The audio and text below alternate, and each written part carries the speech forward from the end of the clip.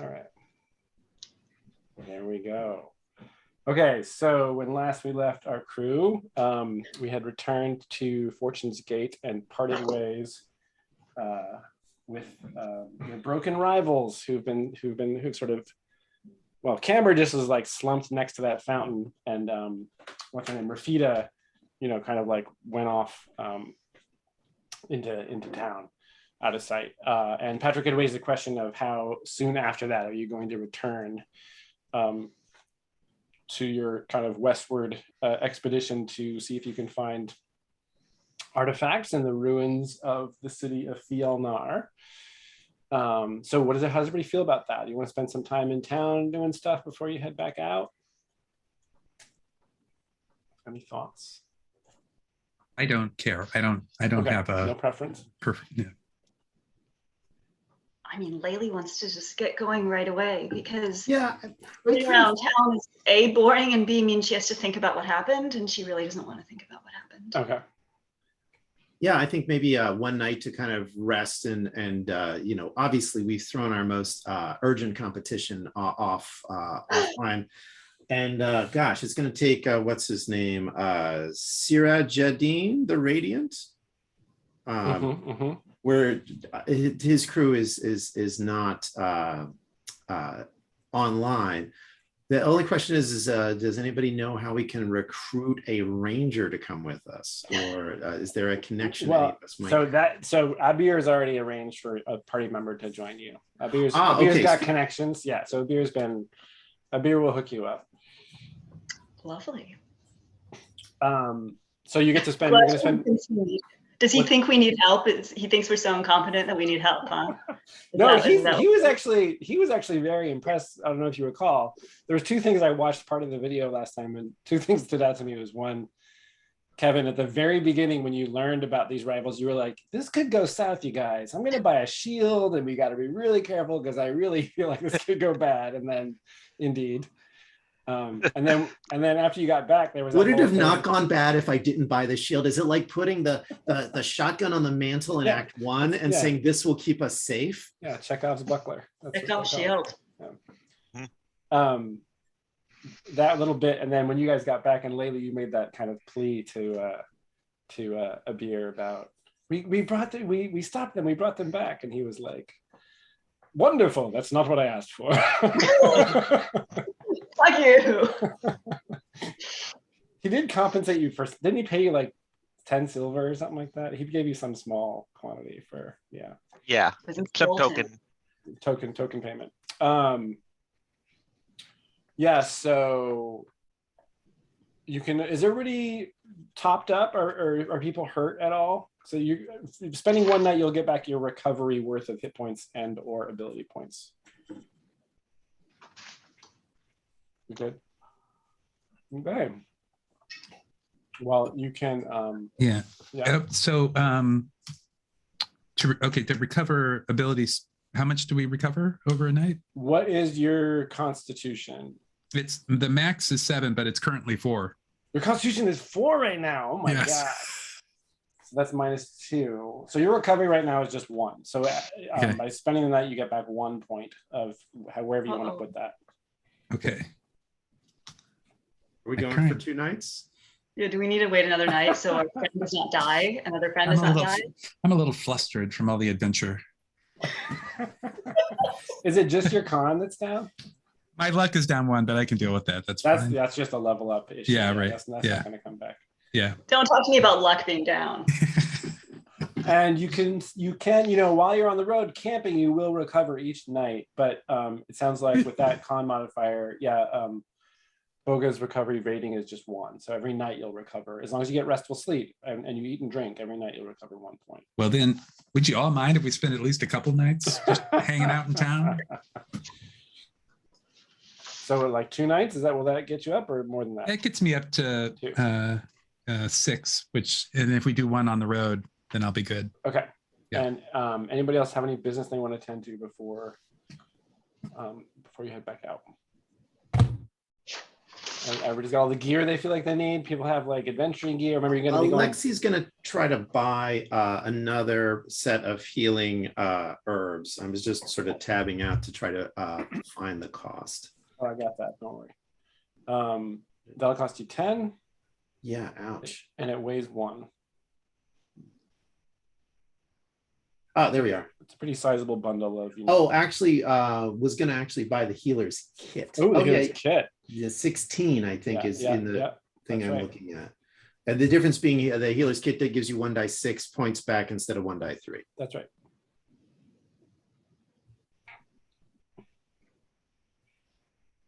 I think the best. Oh, go ahead.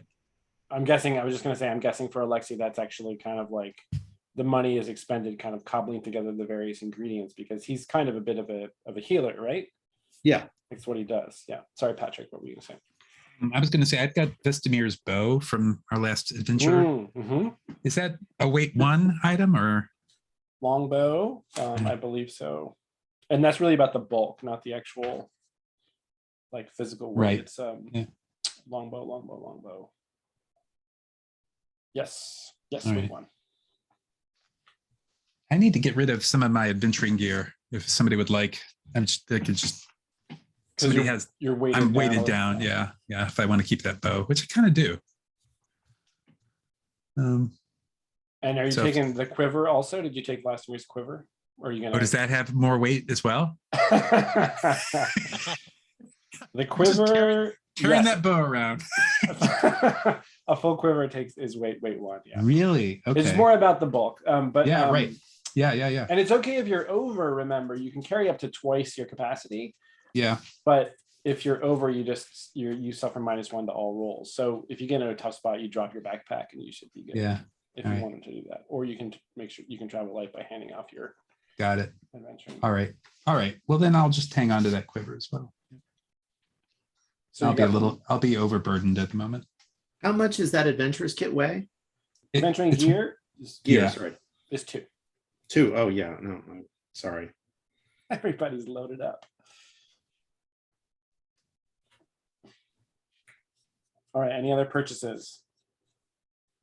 I'm going to buy a length of ribbon so I can wear Camber's nose ring around my neck as a necklace. Oh, man. That's so cool. As a reminder of lost colleagues and sort of the fallout from our last adventure. Yeah, man. Oof. All right, great. Then we're going to return to Abir's shop in 3 days. And let's have Nabil, let's have Kevin Nabil roll for weather on this new day. All right. 2d6, no modifier. Okay. Grab my, there we go. 5. Okay. It's like thunder and rain. So actually it's not thundering in the morning. By the time everybody gets up and is getting going, it's raining and the sky is darkening and you're hearing like distant rumbles. So it's wet in Moonhead Year, and Laylee and Boga and Alexi arrive back at Abir's shop, which when it rains, everything that he has on display outside is kind of like pulled inside. So, and the shop looks kind of, the whole square is actually kind of shut down because it's raining so much. But you kind of like poke around and try the door, and the door opens, and the 3 of you come in, and you find Abir in conferring with an Alpharon in there. And what does Nabil look like, Kevin? Well, he has sort of patchy fur around, particularly around his face, and is dressed in rags. So he looks like he is in deepest, direst poverty. He has a weathered knife and a homemade short bow with him, at least. Homemade, so nice. he is armed, and at his feet you see a backpack with food practically leaking out of it. So there's like some stuff, some grain spilled on the floor or Yes. whatever he likes to eat.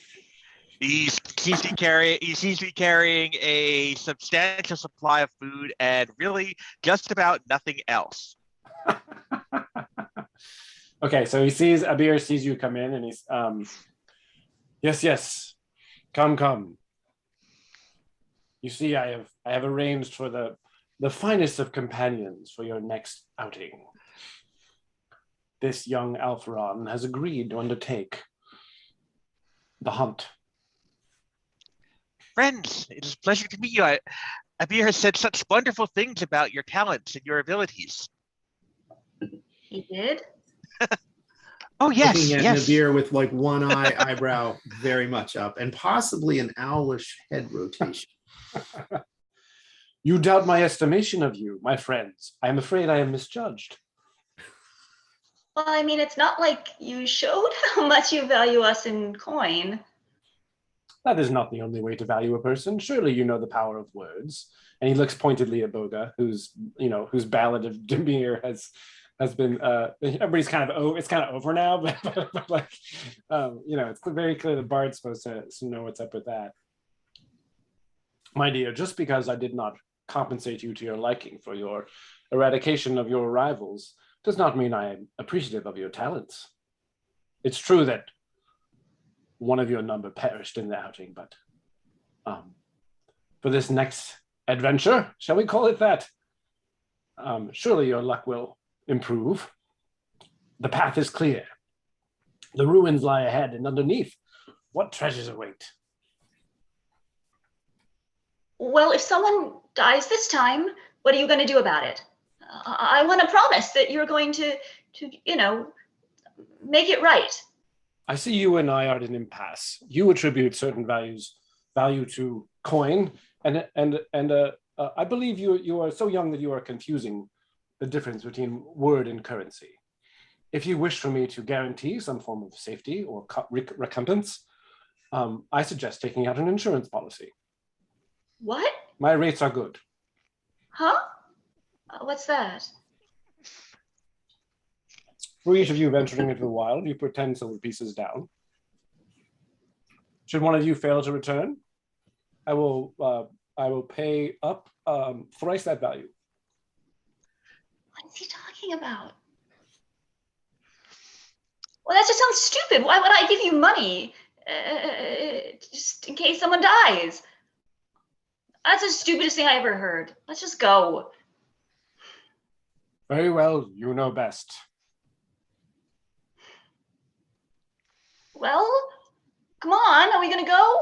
Absolutely. Let us proceed. Can we get a review of our directions, especially because it's been a little 3 in-game days, but a lot happened. And so you're in Moonhadir. we didn't even make it to Witch's Hill, did we? That's right. You made it about We this saw far. it. Like on the saw it in the slopes, on the distance. lower slopes of Witch's Hill. You got about here, and that's where Vladimir met his end. And Oh my God, we're pathetic. so one full day you'll get to Witch's Hill after dark. Like if you do one full day, you're getting an early start. And all goes well, it should take you one full day to get to Witch's Hill.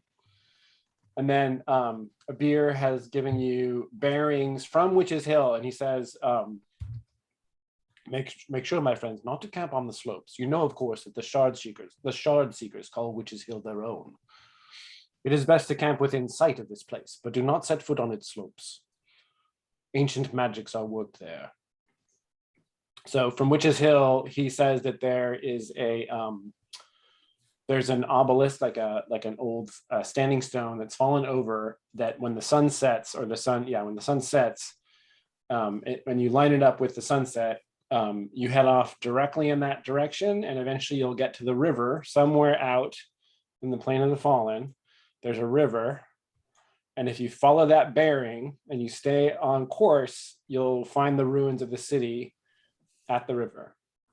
Of course, if you veer from that one way or the other, you'll be off course, but at least there's the river, and you'll just have to figure out whether it's upstream or downstream from where you hit it. So the river is kind of like your guaranteed boundary there. What do we know of the shard seekers? Is that like a generic term, or are those specific guys? Those are specific guys. Alexei, actually, of all of you, Alexei's the one. Well, Boga probably knows a thing or two too, because Boga knows some lore. So I think between the two of you, you know that the Shard Seekers are a group of people. Some call them a cult. They're called witches by the Church of Liamut. Witches in this sense is a pejorative term meant to sort of brand them as heretics who not only don't follow the state religion, but kind of oppose it. So any Shard Seeker within Moonhadir would be persecuted. So nobody admits to being one inside the walls of the city. But they're said, there's all kinds of stories about them living out in the wild. Alexei, you know that they. So there's the Church of Liamut story is Shard Seekers are heretics. Shard Seekers are heretics who, Liamut will sort of burn from the earth, right? They're just like a kind of like any kind of creeping mold, right? Like Shard Seekers should be banished. But Alexei, you having a greater sense of the complexities of these things, know that whenever one group is accused of such things, there's another story. And your understanding is that the Shard Seekers are people, and gender is immaterial. The term witch in this case doesn't necessarily mean they're all female. They believe that Umalaya, who is the moon that crashed to Earth, you may recall, who created the cataclysm, from whom the moon shards are said to originate, right? These scattered little fragments that are all over the Western wilds to believe the stories. The Shard Seekers believe that Umalaya's death is because of her father, because of Liamut. Okay, so the great sun god, who is the god of this culture, who to hear the church tell it, like, mourns the loss of his daughter, etc. The Shard Seekers believe that he's responsible for her death. And they have sort of, so they oppose the organized state church, and they have their own kind of devotion to Umalma, who is Liamut's ostensible spouse, like the kind of queen god to his king god. She's the goddess of fate and rainfall. So the Shard Seekers honor Umalma, Umalaya, and the two other moon sisters, and completely reject Liamut and the teachings of his priests. So they're persona non grata, and they are said to have some kind of hold over Witch's Hill. Does that make sense? Lovely, fantastic. I see it in my dreams. So if anybody needs anything else, does anybody have rope? Did we bring rope? Of course I have rope. Okay. I know we don't need a grappling hook because Laylee's just gonna, anywhere we can put a grappling hook, Laylee can get to. So we're solid there. Yeah. These old owl bones, they're light, but not strong necessarily. And you got adventuring gear, so at any point anybody can yoink some rope out of there. Sort of mutatis mutandi. Yeah. Colleagues, shall we set out? Good fortune. Greetings to Nabil. I am translator Alexei, and I look forward to our work together. We are grateful to have one with your skills joining us. Thank you for allowing me to travel with you. Jason, can I, as a ranger, I can pursue a quarry. Does the Lost City count as a quarry? Sure does. All righty, then I'm going to make that my quarry for now. Okay, yeah, just so everybody's apprised of that. Kevin, you're taking the Ranger for its maiden voyage here. Yep. So we'll see how this goes. When I make it, so what that means is that when I make any move to further my pursuit of a current quarry, after I roll, I may spend awareness, take +1 to that roll for each point of awareness I choose to spend. If I have 2. You have 2 points of awareness. Great. Yes. A quarry is, in this case, is something significant that you seek, be it creature, object, or answer to a mystery. So rangers are a little bit like detectives in this game. Yeah. So Nabil is a perfect person to have along to keep you guys from getting lost. And some notes from last time. At the city there's a city of 3 bridges. Please Yes. correct me if I'm getting this wrong, Jason. Yep. The far side of the river has got the good stuff. There are Yep. holy places, temples, and apparently a great library there. That's all true. So Or at least I'll tell those stories. those are at least the rumors as we heard them. Yeah. All right, Okay. exciting. Shall we set marching order? Yes. I can go up front to scout, like always. Laylee up front. Boga doesn't really like the outfit that this newcomer, this ranger, is wearing. He's kind of trying to keep his distance a little bit. He's a little standoffish. He's a little raising one whisker. Yeah, at, yeah, yeah. This And ragged little. he's got that sensitive nose. Yeah. Yeah, so Yeah. my apologies, friend. I am temporarily embarrassed.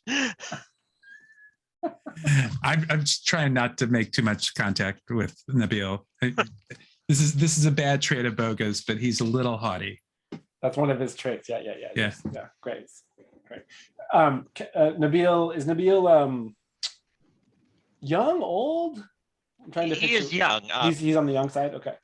Yeah, he's young. He's a little scrawny, but very personable and very dexterous. He has a charisma of 18. What? Yes, I rolled straight 6s for it. His stats are very good. And then I got into some of the other parts where it was like what he gets is starting equipment, and I rolled not so good. But Wow. So he's just like super cute.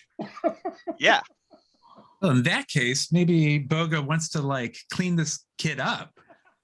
yeah. You can be a star, That's Nabil. right, You can be a star. You're going to be the hero of my next song. This kid's got potential. That changes it. Yeah. So yeah, maybe there's initial like, what is up with the ragamuffin? And then wait, there's like a gleam in his eye and his whiskers are so shiny. Yeah. That's awesome. Great. So Laylee's in front. Who's gonna bring up the rear? Who would be a good person in the back? Any volunteers? I suspect, despite our whatever our intention is for how that's going to work out, I strongly expect Alexei and his multicolored walking stick, wrapped in brightly colored prayer bandages, or prayer ribbons, is sort of tottering along towards the end. Okay. Because you're a little slower than everyone I think else I'm a is little up there. slower. I think Alexei's a little slower. It's not sure whether it's age or laziness or fatigue or what, but he always just doesn't quite seem to, there are many moments where you're waiting for him to catch you. Oh, just a minute, friends, just a minute. I'll be right there. Great. Okay, so we got Laylee in front, like, come on, you guys. Laylee in front doing her impatient thing. Boga and Nabil in the middle there, and then Alexei lagging somewhat behind. Do we need a scouting role? I seem to remember there's a mechanic for this. There's Not a scout, but isn't there a traverse wilderness role, Jason? there is, What's yeah, that? there is a traverse wilderness role. It's called Set Out, and the way scouting works is, if you encounter anything, then in terms of noticing stuff, and the person in front's going to matter at that point. So it really depends on the situation that arises. But for setting out, it doesn't involve a stat. It's just like a straight up 2d6 roll. And let's have Laylee do that, because Laylee's on point. So you guys are headed through Fortress Ridge to Witch's Hill. It is it's unsafe here. So it's not totally safe because you're venturing into the wilderness, but it's not like dangerous or perilous yet. So Laylee, that's going to be 2d6 plus 2 to the roll. That is 4 plus 2 plus 2 is 8. Plus 2. Why is there a second plus 2? I thought you said it's plus Oh, 2. sorry. It was 1 die of 4 and 1 die of 2. Yes, sorry. Okay, I was confused by that. Yeah. Sorry. Got it. No problem. Got an 8. Okay. Just trying to make it more complicated, There's an incident at some point along Aw, the way. shit. Don't worry. Does Sometimes Nabil have any incidents- weapons? Is Nabil armed? He's got a He has short a bow. knife and a bow. Yeah. Okay. That's good. It's a shame if we go by the cliffside, we threw those other weapons off. We can point that down at the bottom. There's something in the rubble. I love the idea of Alexei being like, "We're done with these," and then as soon as you guys leave, like, I left these here for us. Wait, where do we put those? Why do we throw those away? We could have used those. All right. So for an incident, please roll. I'll have Patrick roll this. Patrick roll 2d4. 2d4. All right. I have one here. I'll roll it twice. 3 altogether. 3. Okay. So you guys come midday. You come down out of Fortress Ridge, and there's sort of like open territory between. You're kind of at the edge of the Plain of the Fallen, so the landscape has changed, and there's like it's kind of rocky grassland with some rising and falling, and patchy shrubs and various and little groves of trees here and there. And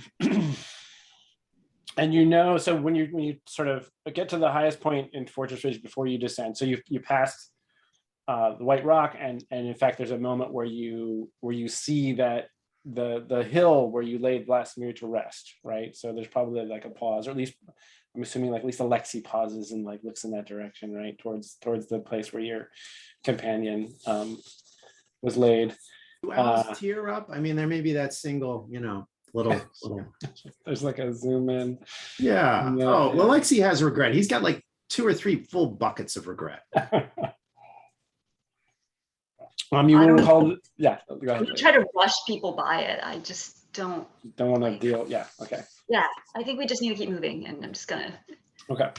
move extra fast, try to get people moving along faster. Yeah. So it's raining this whole time. So it's like muddy, and everybody's got their cloaks pulled up, and the rain's pouring down. It's not like a freezing rain. It's like it's a warm spring, but everybody's pretty wet as you're making way through that. And because of that, though, the visibility is not great. So there's like sheets of rain falling across this grassland ahead of you that obscures, the distance more than a quarter mile out. It's really hard to see anything. So as a result, you kind of end up, Abir had told you like the sort of safest straight way to get to Witch's Hill, and you've ended up apparently a little off course somehow, and you find yourself at the foot of an escarpment, a bluff that the rolling landscape was going along just fine, and then you out of the rain comes this kind of wall of broken rock and earth that goes up probably 20 or 30 feet. I think I actually have a picture of it. Yeah, looks like this. So you're at the foot of this. So thanks to all this pouring rain and not being able to stay on the original path, you've ended up at the base of this obstacle. And it is past midday, it's the afternoon, so this delay might keep you from getting to Witch's Hill by the appointed time. So what do you do? We're just gonna climb it. It's not like it's hard. Oh, it's just a small cliff. I agree. We Here. can certainly climb it. Friends, what about our friends? Are they as adept as you and I? Oh, we'll just throw a rope. We pull people up ropes all the time. I've seen it happen a lot. It's sort of a thing. Oh yeah. Oh right. That's true. Right. And our friend Alexei here, he can fly. No. No, sadly, that is not. I've rejected the sky. The I sky am sorry is, to have offended. my people have made a mistake, and I'm trying to rectify it one day at a time. Well, How- here, I'll climb, and I'll climb up and like find a place that I can tie up a rope so people can climb up and we don't lose time. Yeah, you're gonna have to So- get lucky to find a place to tie that rope. As you can see, there's not a lot of easy to tie surfaces here. Climbing for Laylee, no problem. Even in the pouring rain, Laylee can easily make her way up. How long is that rope you have? I remember it got cut into pieces at one point. Did it? Or maybe Oh my not. Maybe I'm misremembering. I'm thinking way back at the Forest Temple, but maybe not. It's fine. Don't worry I about it. don't think so. I mean, but you could have maybe- easily replaced it in any case, so don't worry about it. Okay, so you climb up there, and roll to get lucky to see if there's a place to tie it down. Oh, gee, I'm so good at this. 6. Yeah. So it's just you and the end of that rope, and it's like a rocky, muddy ground, and there's no. It's kind of like it looks like here. It's like a pretty flat surface. You do find like a rock, and you're like, oh wait, and you tie it around that, but then the rock just goes and slides and topples down the cliff, and Boga steps out of the way, and the rock hits. Sorry. So you can actually keep looking by walking along the top of that bluff, but where you've come up, there's nothing to tie stuff onto. Do you need any help up there? There's not really anything to tie off. Maybe you can help sign something. All right, I'll climb up. Okay, what's Nabil's dexterity? 16. Okay, and he's a little Alpharon. So Yeah. And then what's Boga and Alexi's dexterity? Boga is 7.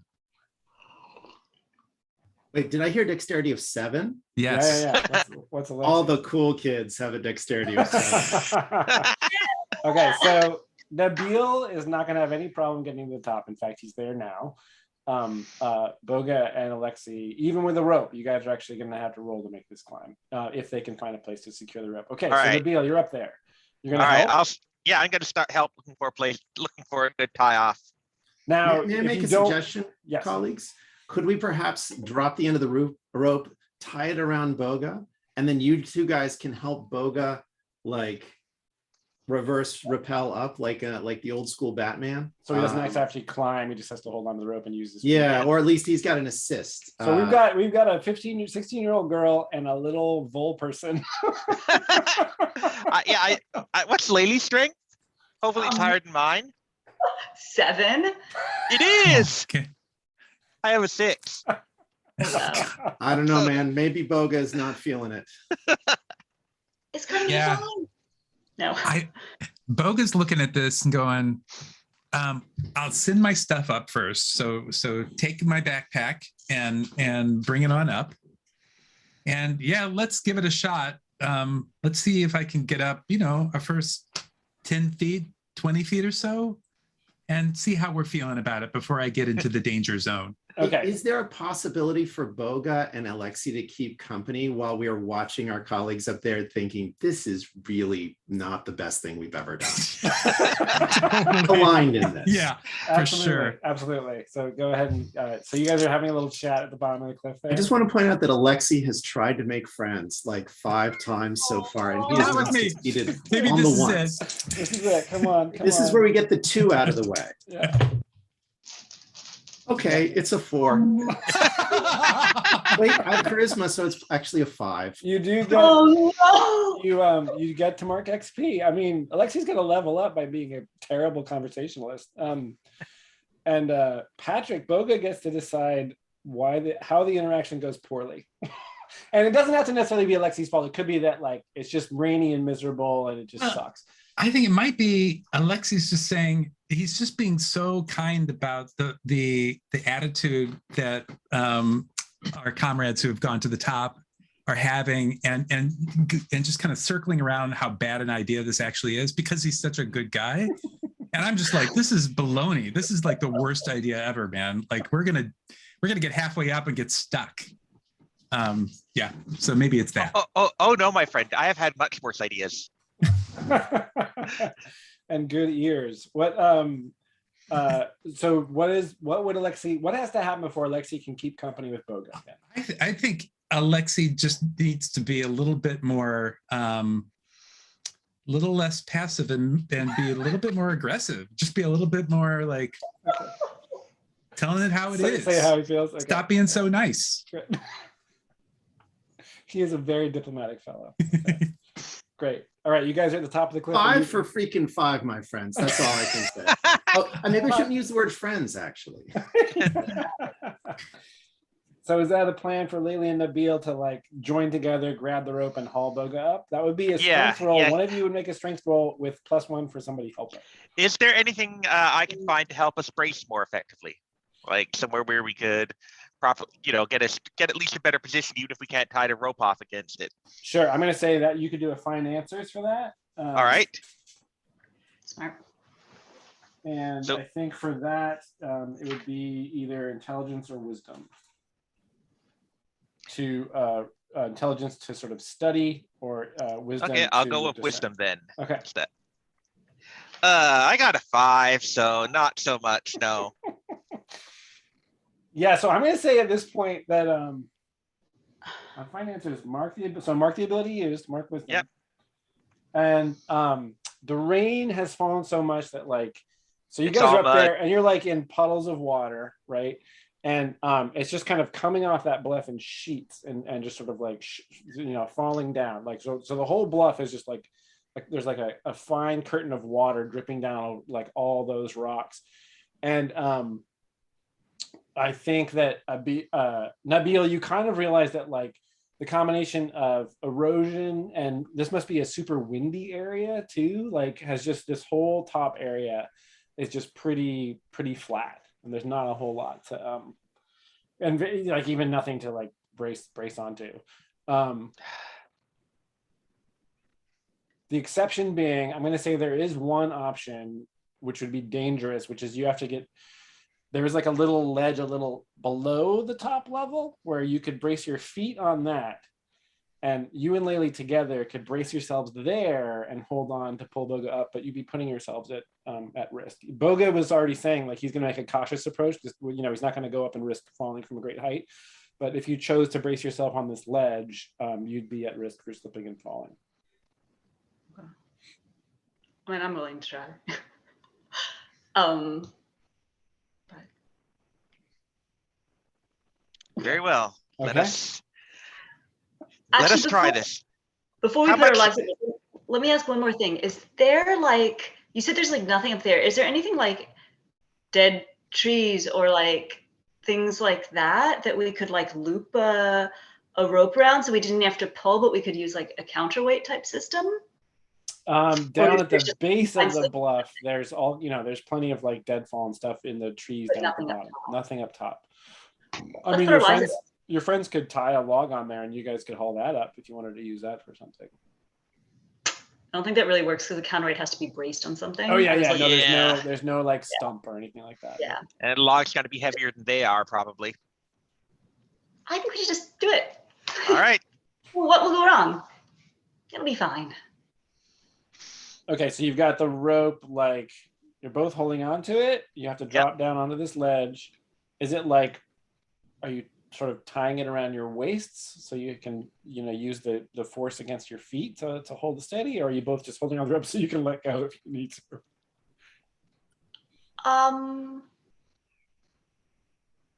I would think that we need to tie it around ourselves to kind of get, if we're bracing against this ledge, Yeah. to Okay. get like better, All right. leverage. Leverage. Okay, great. So you got that. It's in place. You kind of like, the rain's falling. There's like, it's a little bit slippery, but you can get good footing. Is Nabil barefoot, by the way? Yes, I imagine he is. So that probably gives you probably better footing than you would Yeah. otherwise, right? And you got your little vole feet. So you're holding on there, and you guys both have equal strength. Is that right? No, Laylee is slightly stronger. Yeah. Which is what, a 7? Yeah. So So you're- it's not. You're at -1, Uh-huh. but you're being helped, so it's +1. Okay. So it's a straight up 2d6 roll. And Boga's tied in, and Boga's not going to go higher. He's going to test it out to make sure. He's got his dagger ready to cut the line. I'm gonna make a Hail Mary argument here Yeah. that I can use my acrobatic skills to sort of, because this is like this precarious little ledge. I like know how to put my feet. I know how to like hold on to like small spaces with my toes. You totally do. like, You totally do. Well, can I make Yeah. an argument for that? Absolutely. Excellent. Definitely. So I can use cunning then against this, I guess, if I need to. All right. Boga. Oh, that's really good. So I rolled an 8 plus 1 from helping is a 9, and I'll spend a point of cunning to bump that to 10. Well, I think the +1 cancels out your -1, right? Oh, my -1. That's So right. do I Yeah, roll- so that gives you an 8. And a point of cunning and a point of luck would get you to 10. I'm going to say the drawback here, just so you know, before you Yeah. decide to do anything, the trade-off here would be this rope has been through a lot, right? It's the same rope that you used to bring down that monster on the caravan route. It's the same rope you used at the forest temple. So basically Boga will get up, but the rope will be it will be compromised, and it'll be very visibly, like it's frayed and there's like a thinned out. So basically the rope also will survive, but it'll be significantly worse and at great risk of breaking in the future. For instance, when Alexi gets hauled up. What happens when my luck drops to like 3? You're considered cursed. The actual tag is cursed. Now Laylee's done okay so far with Not bad for luck, wrong. but I would hate for Can I ask a quick rules question?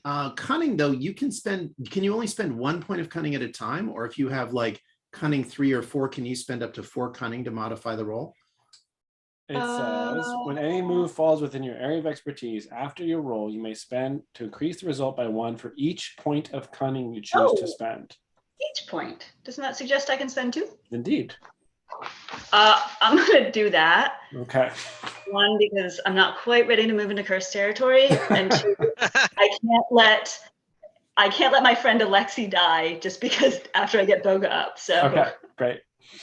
So Boga's hauled up, and then from that ledge, Boga can kind of clamber up onto the muddy top there. Boga, make a weather roll to see if the weather's changed at all this afternoon. Is that So it's just 2d6 straight up. no 2d6? modifiers. Okay. Killed by a cliff. That's a great thing on one's tombstone. 12.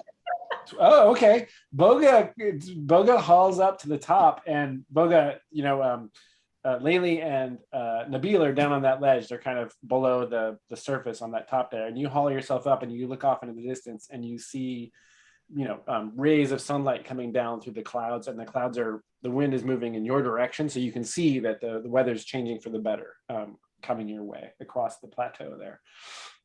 All right, now it's the same roll to get Alexi up. Actually, Boga can help us now, though. sorry. Actually, because the rope didn't fray and you already managed to get Boga up, you don't have to roll again. Alexi can follow the same course at no risk. The situation is relatively static. So Alexi makes it to the top. Everybody's up. Everybody's wet and muddy. Was that a move? Was that a move that just happened? Like, I realize I shouldn't be pointing at the guy behind the curtain, but like running frontiers, once one person has like traversed the rickety rope bridge and made okay, then that's assumed to be a static situation that, within the framework, each crossing of the rickety rope bridge or whatever it is doesn't necessarily require a second challenge. It's not like a mechanical thing, but it's like a GM advice thing. Yeah. Gotcha, People can run it however they want, but the couple of things are like, if a bunch of people do a thing like sneak across the courtyard, you use the lowest ability score to make that right. If a bunch of people do a thing together, like there's a couple different kind of general rules that apply to multiple people trying to accomplish the same task. And if you do it in sequence like this, like I could, Nabil and Laylee, I didn't have them roll because their dexterity is high enough, and it's just like a judgment call. And then, also I like to avoid the tedium of too many.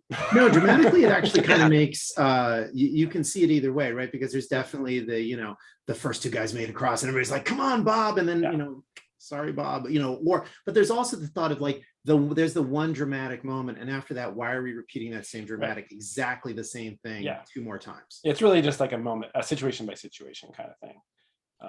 But yeah, you guys figured out you could do it. You did it, so might as well bring the next person up. Well done. Yay. Thank you, my colleagues. I knew I could rely on your strong arms and stout characters. I am so grateful to help this owl up this horrible wet cliff. Terrible. Thank you. It was no problem at all. Easy. My greatest pleasure. And then the clouds pass overhead, and there's blue skies again. And from that bluff, looking back the way you've come, you see the rain shadow kind of like drifting away across the wooded rocky lands back towards Moon Hadir, and shake the water off your cloaks and continue on your way. However, you're not going to get to Witch's Hill. You're going to have to camp on the flats unless you want to push on through the dark. It is. I mean, there's 2 moons, so it's rare to have a totally dark night. Don't we need to see it near sunset though to figure out the right direction? Oh yeah. Well, you're not going to get there in time for that. So Um, I feel we might as well find a comfortable camping place. Okay. And get there tomorrow. Is that cool with everybody? Yep. You like it. And Try do out we our set clothes. watch? Do we set watches? Yeah. Are we just gonna camp out here on this big flat plain? Because I really don't think that seems safe, because it's We sort can of see exposed. everything in every direction. But we also don't have anywhere to hide if someone comes at us. I don't like that. You could dig a small hole and use it if you need to. I'm tired and sore. Oh. I need to rest. I mean, I will okay. play my bagpipes. Is that a threat? Hide. Okay. That I sounds guess- wonderful. I did bring these roasted leeks from the city. They're quite delicious. I'm sure it would perk you right up. Are you sure we want to have a fire out here on this big open plain where everyone can see us and there's no place to hide? I am cold and I need to dry my clothes, young woman. Well, there's Okay. definitely no firewood. Hmm. It's just a big rainstorm just passed. Unless somebody pulls firewood out of their adventuring gear, you guys are gonna be having a cold night. Mm. Well, is there any reason we can't climb back down the cliff and pick up some, like, try to find some dry kindling and tie it to the rope and pull it up? It'll all be wet too. There's enough cover down there where there might be something under stuff, but it's not an easy. That would be finding answers for Laylee to do that. Oh, if Boga really wants fire, I'll do it for him. But I don't know if I'll be able to find. I don't want to see anybody have to go back down that cliff. It's not that big of a deal. It's fine. It's fine. Really, it's not difficult. No. Please. I have some jerky. It'll warm me up. Don't worry about me. All right, so making a cold camp in the open at the top of the bluff there. Looks that way. Is that right? Okay. 4 watches, is that what we do, or we do 2 and 2? Your call. How you want to do that? 4 watches. Okay. Well, 4 watches, great.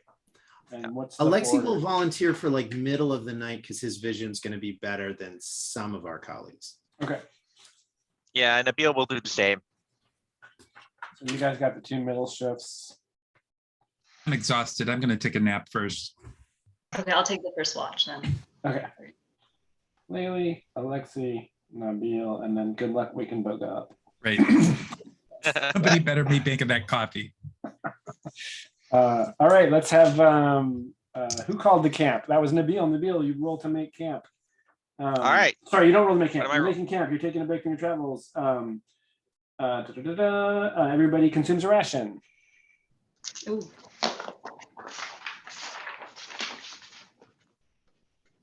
So mark those off, and then anybody who wants to can keep company. Oh, actually, I want to do that. I want to do that with Alexi. Okay. Yeah. When does that happen? What's going on? Yeah, I think like as people are kind of getting ready for bed, and kind of, you know, things have kind of settled down and it's quieter. I think, you know, Laylee will kind of go sit by Alexi. Do I roll first or do we have a scene first? You just sort of say the general, what's the word it says? When you spend more than a little time getting to know someone, ask them a question or tell a story and roll then. Okay, so, oh, this isn't really a question or, oh, I guess I can do this. That's just a suggestion. You can sort of frame it however you want. I'm just gonna do my thing. So I think Laylee sits down next to Alexi, and she kind of like inches in close.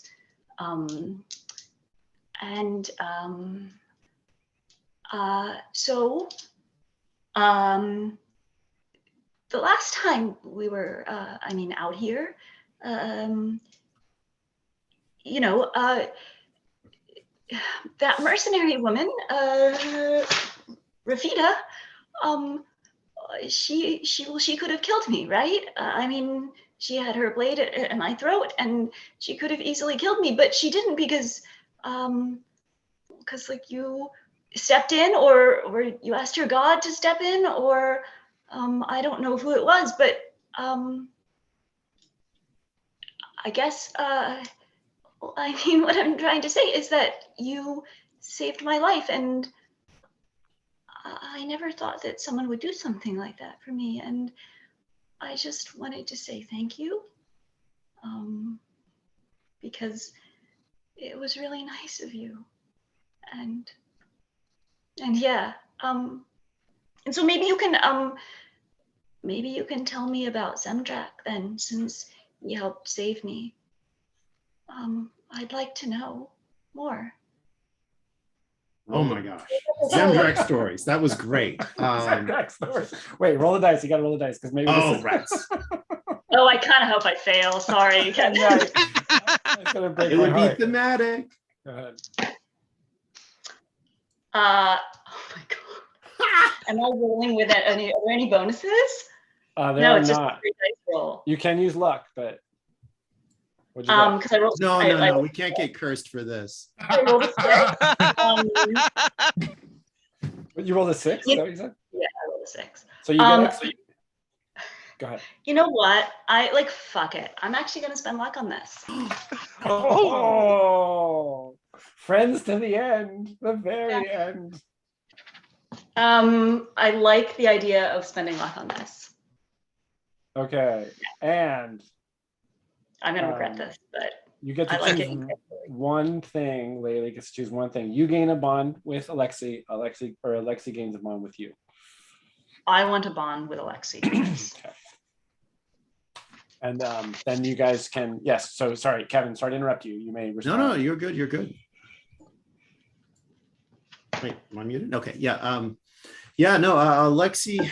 So this goes wrong then. No. No. Oh, No, I spent luck. I So don't it even know goes what right. to do now. So somebody wants to hear a story of Zemdrak? Oh my gosh. Which one? Let's see. There was Zemdrak and the Seven Dwarfs, and then Zemdrakella, and all these stories. So we'll talk, but Alexi will not take credit. It was Zemdrak in the moment, but that we are all Zemdrak's children, we who walk upon the earth, and that Laylee clearly has virtues that she is not aware of, and that while she may not feel worthy, clearly the love of Zemdrak is there, because recognizing her inherent qualities that will become, we will find out in time, and we will all find out together. And we won't lose anybody else, let's hope. Can you thank Zemdrak for me? Most certainly. And I think Alexi's gonna, sorry Boga, gonna, sing one of the traditional sort of Zemdracky hymns. You need a little backup. Oh, well, you know what? Boga could overhear Alexi starting to sing and realize that it needs a counterpoint or some other musical term and jump in. That would be awesome. All right. Great. So the evening closes with Nabil will too. Then with his charisma, I figure he has a beautiful singing voice, even if he's not formally trained. Does he know songs of Zemdrak, or does he just sort of pick up the hymn? And He's just sort of making it up, but he's listening very intently. Yeah. Great. Comes in on the chorus. Amazing. Yeah. Okay. Fantastic. I would, and then coming off of that, I would like to try and keep company with Nabil Bogawood. Oh, great. And that might be a good jumping point off for him, and just having a conversation about Nabil's great singing voice. Yeah. want to know a little bit, where he learned, where did that singing come from? Do you have any songs? Would you like to share any of the little orphan ditties that you and your rapscallion gang would share? Oh yes, you're. As a youth, we would hide in the tunnels under the great cathedrals in whatever the name of the capital city is. I don't remember, but Yeah. yeah, and we would pilfer food and listen to the chorus and the hymns. Oh, awesome. And I always felt like the gods were speaking to me, although I could never quite make out what they were saying. Ooh, But potential without convert. I know that without their blessings, I would not have made it out of that place. I would not have survived.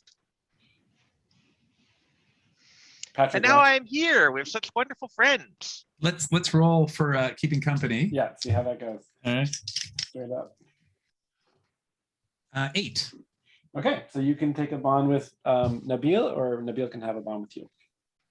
I'll have a bond with Nabil. Okay, great. Yeah. And then you can play out or summarize how that conversation goes. Well, Positively. I think Nabil actually remembers some of the songs, and I tell him that I don't have much faith in any of the pantheons, but I do appreciate the music, and it does inspire. It is inspirational, and we bond on the songs and the music. Yes. And he teaches me one, and I kind of remember it, and I play a That's little great. bit of it for him. Oh, yeah, Nabil would be fascinated by all the stories Bo could tell as well, and be very interested in hearing, his own personal work, and what does many artists like more than somebody who's desperately interested to hear their story. I think Nabil, I show Nabil Vestimir's bow, and I wonder if this belonged to a member of our party who didn't make it. You're kind of taking his place. You have the bow that you've brought with you. Would you like Vestimir's bow? This bow is. He almost tears up as he accepts it. It's like, this is so, because his bow is kind of like a crappy one that he's kind of strung together himself, and he says, yes, here. And I had my ultra bow. Use this. We can have fire. You can warm up. Oh, that's a great idea. Okay, before you do that, Nabil, what's your strength? 6. Okay, drawing a longbow string might be a challenge, and also because you're an Alpharon, you'd have to hold the bow crossways, right? You can't hold it vertical. You have to hold it crossways. So those are two things to consider before you burn your short bow. Yeah, you can totally do it. I'm gonna say he's too infused. I mean, when we get back to civilization, if we survive all this, maybe I'll have it cut down a little bit into a bow that's more appropriate for him. But right now, he's just so excited to have something like this is something better than he's ever had before in his life. Fantastic. And I'm going to say that the first time you try to use that longbow, if it comes to that, you have to make a saving throw with strength. But then after that, you can use it fine. All right. Great. The clouds have cleared. It's a beautiful inky black night with a sky just full of millions of stars, as you all drift off, except for Laylee, who stays awake. For that first watch, Laylee, will you roll to roll? You are now in what is the plane of the fallen? It is dangerous, actually. So you're going to roll 2d6 plus 1 to pass the night. 9, 10. Okay. Everyone gets restful sleep, and those who ate and drank the night before gain both benefits below, which are you heal hit points and or ability points equal to your recovery rating.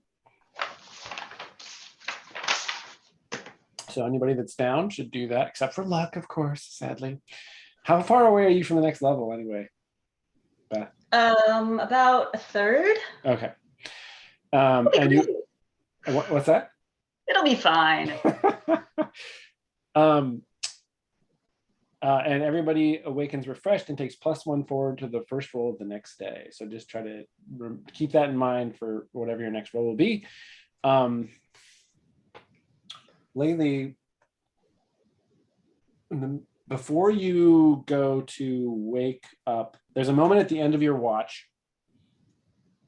So both moons are out. One's half and one's about a quarter full. So those moons are up in the sky. Beautiful starry night. You're just about ready to wake up Alexei, and you think you see a figure standing at the edge of the bluff, maybe like 50 yards away from you. Like, there's like moonlight is hitting just limiting what looks like a cloaked figure standing on the cliff. Like you just sort of, you stop for a second and focus, and then kind of like shake your head and refocus, and the figure's gone.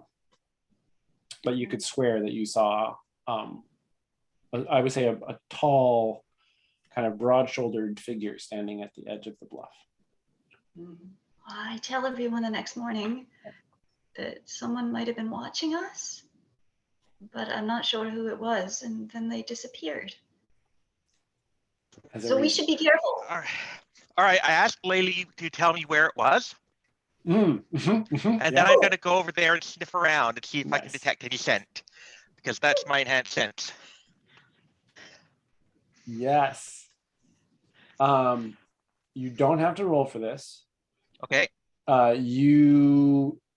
You find no evidence of any. There's no, and it's very muddy, wet ground, right? So yes, it would be bad. Yes, it's bad Exactly. bad for tracking. Doesn't prove anything. I can't pick up anything. Got it. Yeah, there's no, and part, you also know that because of the temperature and the rain, like your nose is very sensitive, but like it's not ideal conditions for picking up smell either. But there's no sign of any, like you walk up and down that bluff, you find a couple of small, like small mammal tracks, like expected wildlife, but nothing that would indicate the presence of an actual humanoid figure. All right. Alexei asks Boga if he has any sense of any like mythological figure this could have been. Broad-shouldered, tall person, in the rising moon at the edge of a cliff, any kind of romantic figure or mythological figure. Well, I could use Fount of Lore to establish something, but I don't know if Jason has something in mind. Well, even if I do, you could certainly establish a thing that would fit in, but maybe if I do have something set, then you would eventually maybe find out if it was true or not, right? So feel free to do that if you want. All right. Because we're just talking about a figure in myth right now. We're not necessarily talking about this figure. This figure, yeah. Well, there is a legend about one of the children of Umalia, who during the night comes out and sees who is sleeping under the moons, and it's usually when they are not covered behind trees or in their homes. It's when they're out in the open under the moonlight that Umalia's son, one of her sons, comes looking to see what's up. Why does he But come it's out? just a song. It's just a song. He comes out to see to sense the intentions of the person who's out there. Oh. What would be a plain English word for his name that Umalia would have named him? A plain English name? Yeah, or a word that describes him, like watcher or the Frostwalker. Frost. Yeah, so this Sakiwukar is what he's called. Ooh. All right. Beal does sort of a quick prayer then to ward off evil. He doesn't sound evil. I hope that's who it was. I'd like to meet him. He sounds interesting.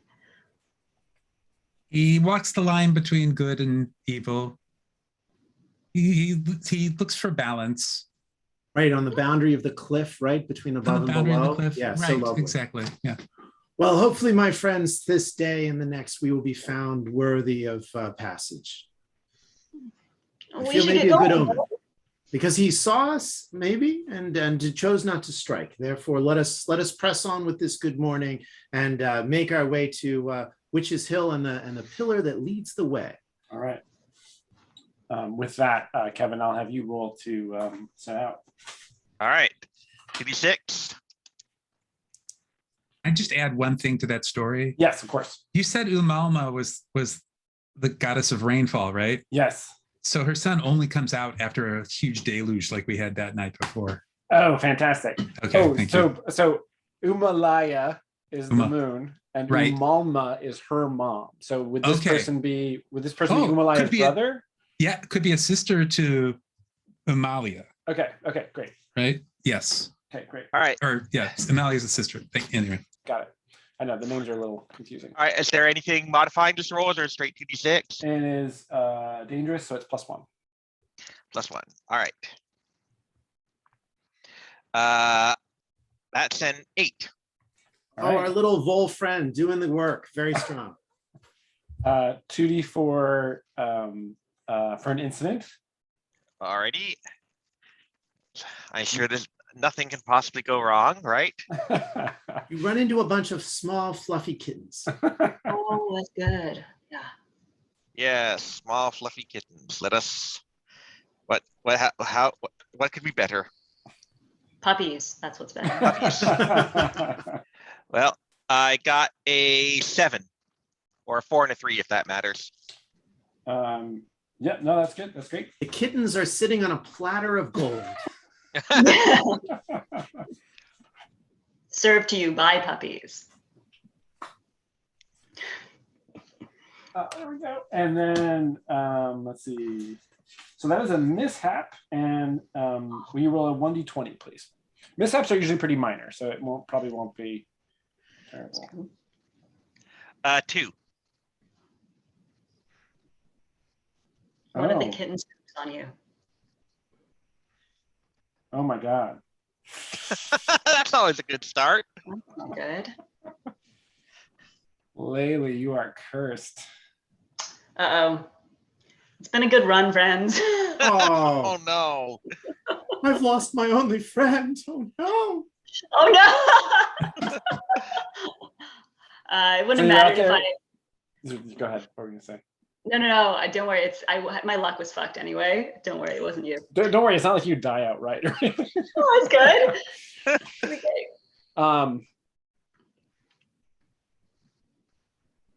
I think the only thing that makes sense. I mean, you're super. So the instant mishap is injurious, like broken foot, broken hand, that kind of thing. Oh, But you're no. crossing a plateau. You're super agile. You're an acrobat.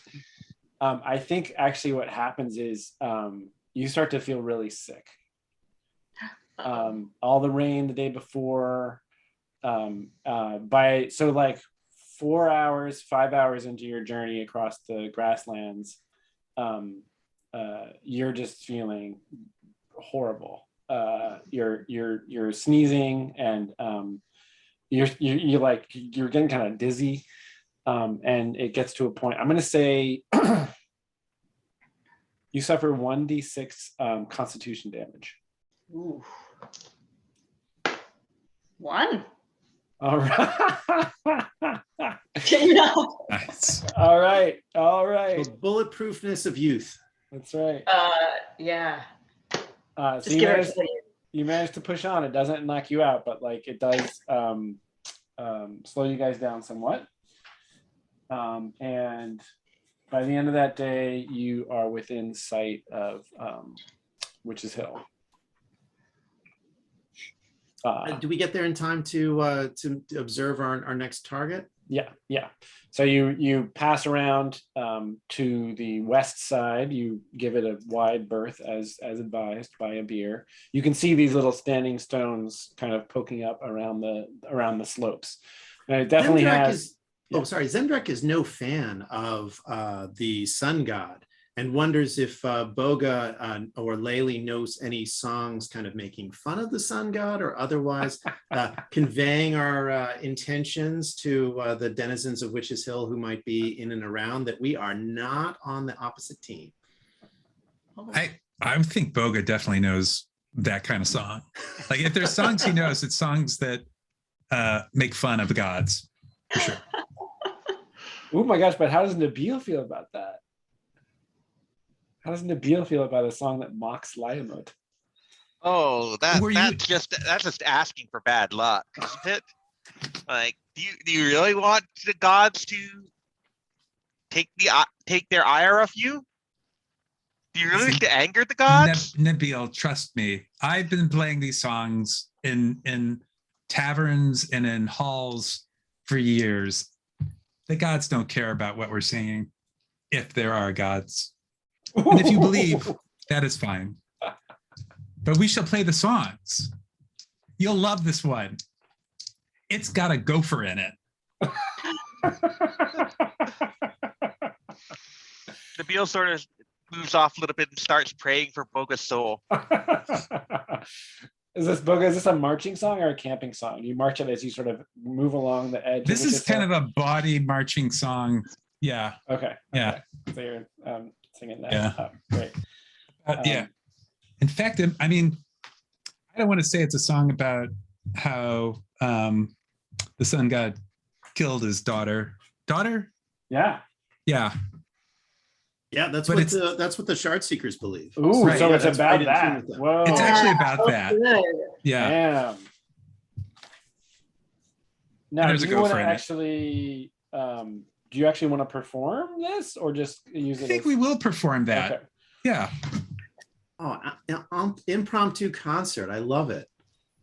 We're going to perform it to motivate the team so everybody gets another +1 forward for their next relevant action. And I'm going to say it is definitely a song about, yeah, you guys know what the song's about. So yeah. So you can come up with a title for it at some point. Doesn't have to be now. Yeah. And it costs 2 art to play to the whole crew. Okay. Is that all of your art, or do you have? That's all my art for Okay. now. Yeah. And then you're going to roll plus charisma. All Oh, right. sorry. Before you roll, you're supposed to Yep. choose one or more effects. Motivating. Okay, so that would be a friendly listener. The question is whether Nabil is a friendly listener here. A friendly listener takes +1 forward to their next relevant action. I don't think Nabil can take a +1 forward for Okay. this. Okay. Awesome. I've got Oh, that pious would as a be, trait. You've got so, you pious. Yes, he's got pious as a trait. Ooh, So Fantastic. okay. Great. Okay. Okay. All right, make the roll. All right. So I roll a 7. I have charisma +1, so an 8. Pay 1 art to apply one of the chosen effects to your audience. So it would take 3 art for you. It would take another art for you to do this. So it doesn't really have any effect. Okay. All right. Aw. Maybe I love Nabil like hanging back, just like shaking his head, like I can't and believe. praying for the souls of everybody involved. Yes, it might just knocks the vibe off just enough. And Alexi doesn't want to antagonize anybody, but he cannot stop whistling. It's earwormed its way in, and he just keeps trying not to hum it, but it just keeps coming out. Is there no way for me to increase it by 1? Oh, sorry. You could use luck. That would be the I other think way. I will. I Okay. really like this idea of having the song. Last time we burned luck to save Earworm. lives. This time we're doing it to save souls. Or Yeah. So everybody but Nabil, so we all know the content of this song, what Right. it's about. So but your next relevant action means in some way you can explain how that song plays into that action, whatever it may be. Then you get to take that +1. Yeah, Kevin. And was that also a +1? Did you already have the +1 for first good thing we did this Oh, day? good point. Take that. Oh, as yeah. Yes. And Laylee got us through the night in one piece. Thank so- you. yes, My vocal absolutely. cords well rested. Get your luck back. Yeah. Back. Thank you. Awesome. And what's the plus for us for this role that we're carrying forward? Is it a +1? Yes.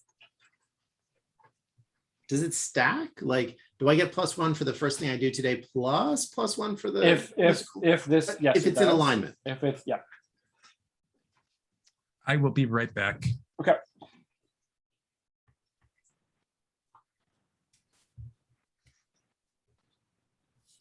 All right, so you guys can camp out at the sign of the setting sun. And And how far are you from these like 3 little pillars on the hill that look so interesting? well, there you are in the shadow of the hill, looking up at those Standing Yeah, how stone. far are we from them? Like, Oh, you could get there, you know, it would take you half an hour to hike up there. oh, Um, I mean, don't we want to take a look? And they are on Witch's Hill. Is that right? yes. Yes, On the ground we were supposed to not be on.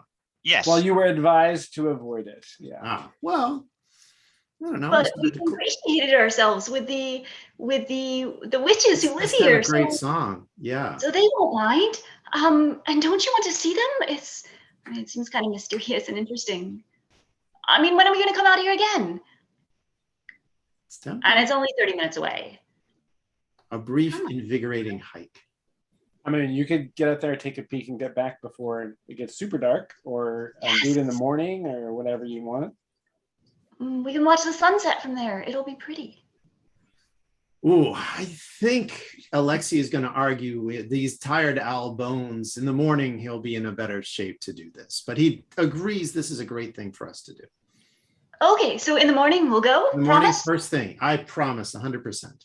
And as Okay. we're making the evening meal, Alexi is going to give Laylee a healing from the healer's kit. Chew these leaves. I'm sorry, they'd be nicer if they were warmer, but this should help settle I've noticed you're sweating a little more and you look a little unwell, and I think this will settle and calm your stomach. Do they taste good? They don't taste good. They taste licorice.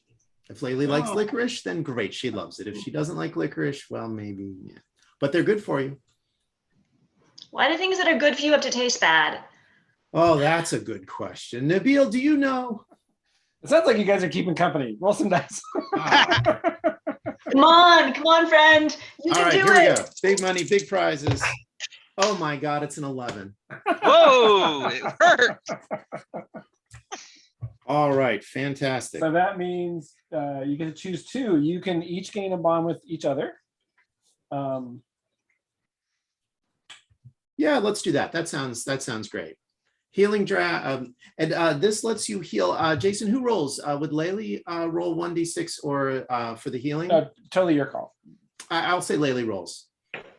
You can gain back 1d6 points Of whatever. Yeah. of whatever. Oh, I'm not even gonna bother rolling because I just rolled a 1 before, so I can't fail. Nice. Oh, thank you. It tasted bad, but I do feel better.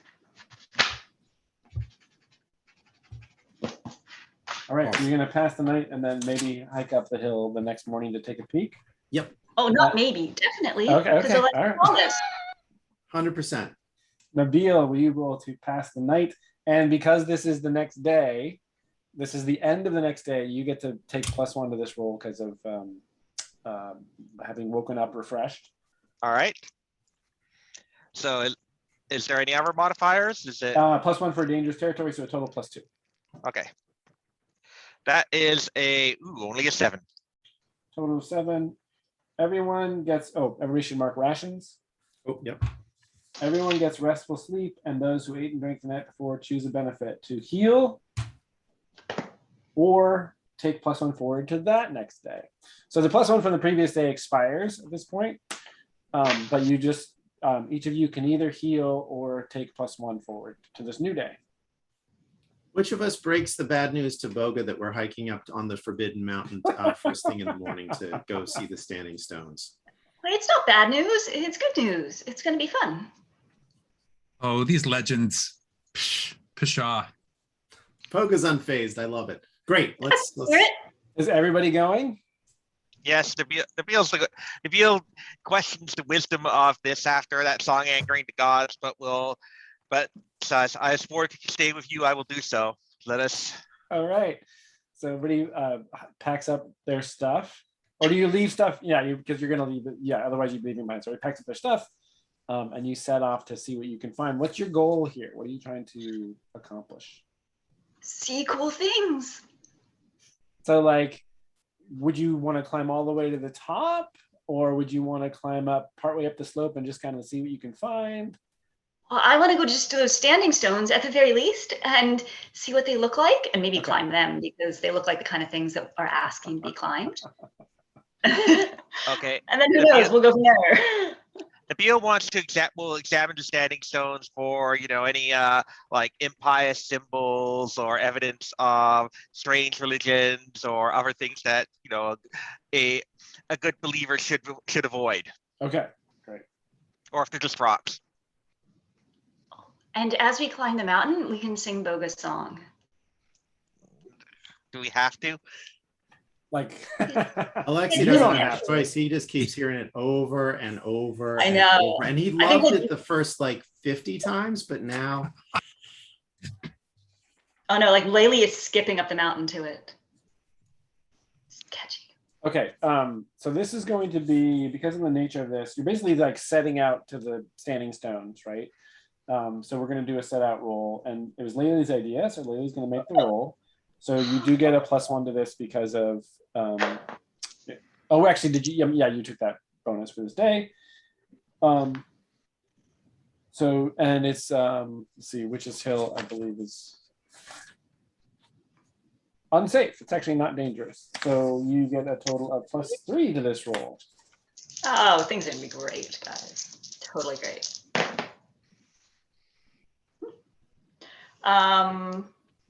Well, things are kind of great. That's a, I rolled a 4 and I have a +3. Yeah, that saved your bacon. Okay. So that's a 7. Things are Right. mildly great. We roll 1d8.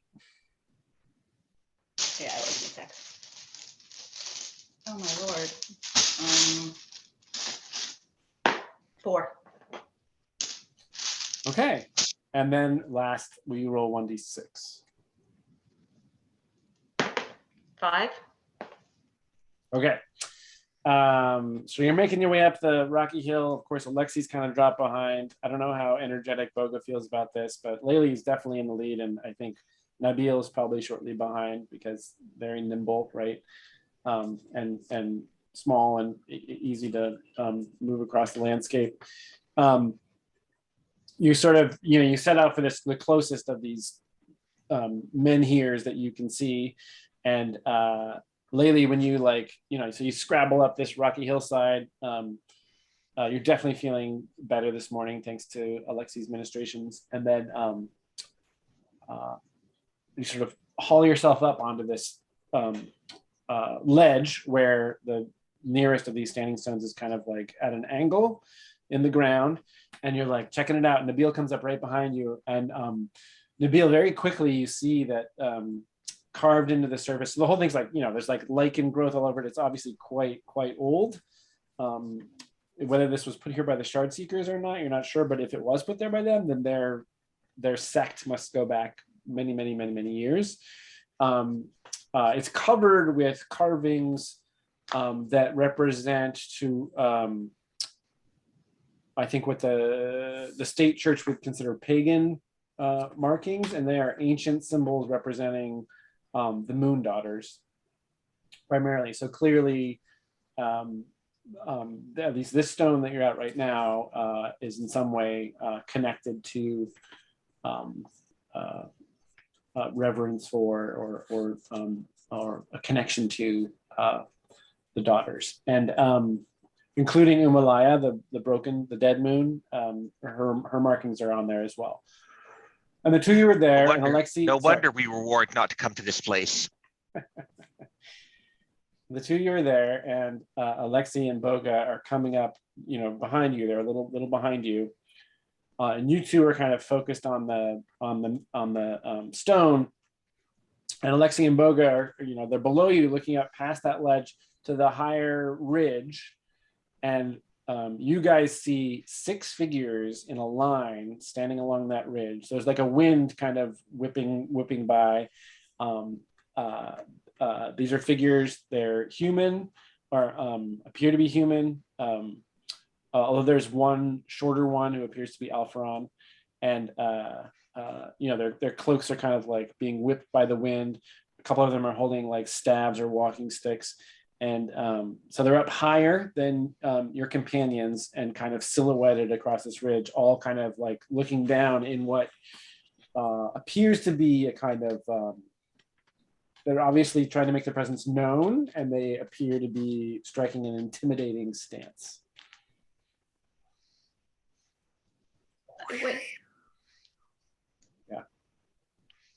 Flavors. I Slowly wave at them? waves. Oh, you wave at them. yeah, I'm like, Of course. do they wave back? They do not. I try to ward off evil again. How are you warding off evil? Oh, whatever, whatever the prayer and motions would be for Okay. the church. I have no supernatural power, so Yeah, yeah, but yeah, he just makes a prayer, a prayer, right? Yeah, got it. So you're saying a prayer and Yeah, marking you yourself. yes. However, yeah. Yeah. I think there's actually Liamut does this. There's this thing. There's a hand in front of the face kind of thing. All right, then. Yeah, Yeah. that's what we'll do. Okay. Should we go say hi? Is there a traditional sacrifice for Umalaya or a gesture of like, does one predict like pour water onto something, or I mean, crashing to earth probably wouldn't be something you would do symbolically. Yeah, that's a good like a gesture. I think she's the goddess of truth. Yeah. So I think it is revealing a thing, a hidden thing would be a gesture. You do know that in the practice of the Shard Seekers, the sacrifices they make are symbolic as they often sacrifice male livestock to represent. Oh. In yeah. fact, their favorite thing to do, in your understanding, is to kill a rooster. Specifically a domesticated rooster. Which we just so happen to have one in our adventuring kit. It's too much of a stretch, but still, it's a lovely thought. I would totally let you have. Hey, Rocky, watch me bring Dude. this rooster out of my. That's an I want established it. role. That's an established role right there. You could totally do that. And then we just remember that there was a rooster at the campsite annoying you. There was a rooster waking you up, right? You're totally allowed to have a flashback. Guys, I hope you'll forgive me, but I'm rolling. Let's see if we can bring this rooster into this. Oh yeah, let's And do this. And that would be Let's do Alexi. this. That would be Alexi knowing you guys were going to Witch's Hill and knowing that the Shard Seekers like this kind of sacrifice, right? And in this ecumenical kind of polytheistic universe with Zemdrak, knowing Zemdrak is going to be aligned more with the fallen goddess who has left the sky and has come down to the earth, rejecting the false sky and accepting, maybe not willingly, but accepting and becoming one of the healing earth. So Good explanation. Meant as a. So what do I roll to establish that? Establish Jason? as an intelligence roll. Great. Love it. Great. All right, here we go. Intelligence of 6, by the way, just point out. -1. But it's first thing in the morning. First thing in the morning. Does the Plus song help? Does the song help? Oh, yes, it totally does, because this is about, Yeah. sorry, Nabil, it's about the hell with the sky god, and let's go Team Moon Goddess. All right, so plus 1 net. Oh, which is great because it gets us to from a 6 to from a 7 to an 8. Okay. You were right, but there's a caveat or complication. So that is, it takes 2 uses of adventuring gear. Fair. Okay. Carrying a rooster is a lot of work. It's a lot of work. We had 3 roosters 4 days ago, and they were so goddamn noisy. we got rid of 2 of them. And Well, it turns out we were at the edge of the bluff, and there was a question of whether the rooster can really fly, and the answer is not so much as one would expect. Chicken. We had a good meal of chicken. Yeah. We were hungry. So yeah, can we sacrifice our? Oh, I know. No, I know what it was. Laylee needed chicken soup. Healing chicken soup. I love it. For her illness. Yeah. There we go. So do we roll the sacrifice, or we just did roll this? We rolled. You got it. You have the We got rooster. You've got the rooster with you this whole way. It's been a very colorful part of the shots of this journey. We get occasional shots of the beautiful rooster. So Zemdrak, Alexi has done some sacrificing in his day, knows how this goes, and is gonna bring the rooster out in clear view of the folks and get out. I mean, it's not going to be a very ceremonial knife, but he's certainly got one, and find an appropriate location and begin, like with big exaggerated gestures that you can see from the ridge. He's gonna start the sacrifice and sacrifice this rooster. Wow. Okay. Have you shared this plan with your compatriots before coming here, or are they've known about the rooster, but did you tell them that this was going to happen, or are they all kind of befuddled at this I point? think this is, I think, no, we told this is going to be a little bit of a surprise, but it's, Okay. yeah. Sorry, guys. Okay. We're going to gain some favor and show our good intentions to these guys who may be helpful for us. Okay. So the rooster is sacrificed. Sacrifice this rooster. You don't have to Sorry, roll guy. any dice, Ward you off just- evil, you pray, do it. ward off evil. Just And Nabil, oh my gosh, Nabil's like doing this and like Yeah, probably turning away, right? Like yes. or turning towards so it's morning, so the sun is rising in the east, which is on the far side of Witch's Hill. Yes. So you're probably turning towards the rising sun, Sun and asking yeah. for forgiveness from Liamut. 'Cause yes. This rooster does in fact stand in for Liamut in this instance. Oh, That's why the Shard Seekers do this. So Alexei commits the act, and then looks up, and one of the figures is missing from the lineup, and then Laylee like is startled, and the figure is now 15 feet away from the stone, from the three of you. So down on your level. It's a woman. She's holding a kind of gnarled staff. She's got a hood on. The cloak is kind of blowing in the wind. It's tattered. She has the look of someone who's definitely like just lives out in the wild. There's gray hair kind of blowing in the wind outside of her hood. And she says to Alexei, "Why have you come here?" We are in the midst of a journey across and wished to pay our respects to the daughters and sons who align with Umalaya, and to just show our respect in passage, and ask for kindness between us, so that we will be able to pass in good order. We come seeking knowledge of that which was lost and that which was brought to the earth by Umalaya.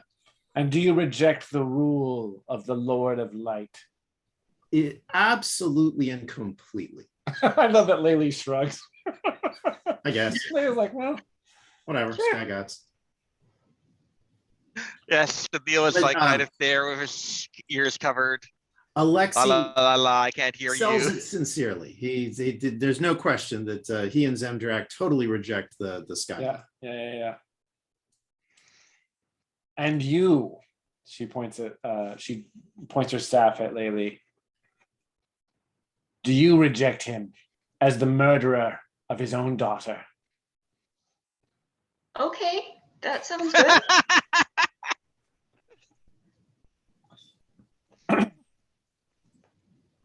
She turns towards Boga. We have heard your song, and in voice at least. You sing right. What does your heart believe? The music speaks for me.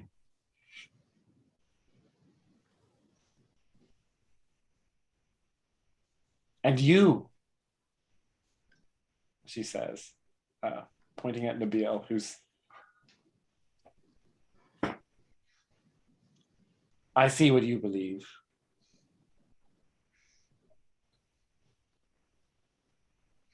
You are fortunate to be with these companions who reject Liamut and all that he stands for. Consider this, that we spare you now because of this sacrifice.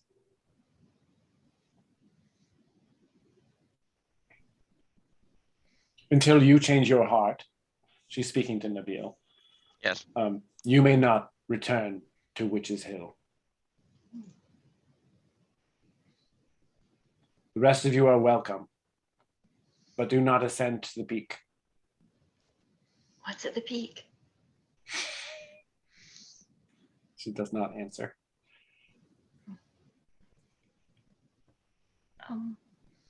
We thank Can I- you, Noble, for your kindness and graciousness to our humble group, and we wish for good things for the Shard Seekers and the daughters of, I assume, Umalaya. We journey west to the city of rats. I knew it at one point. Is it Fi Alan here? Fi Alnar. Fi Alar. Gosh, my handwriting. To Fi Alar, and thank you for your kindness and your good graces. Do not mistake us for being kind. Merciful, perhaps. And we thank you for your mercy. And In your search, you go to Fi Alnar. Should you recover shards of Umalaya, we would be interested in them.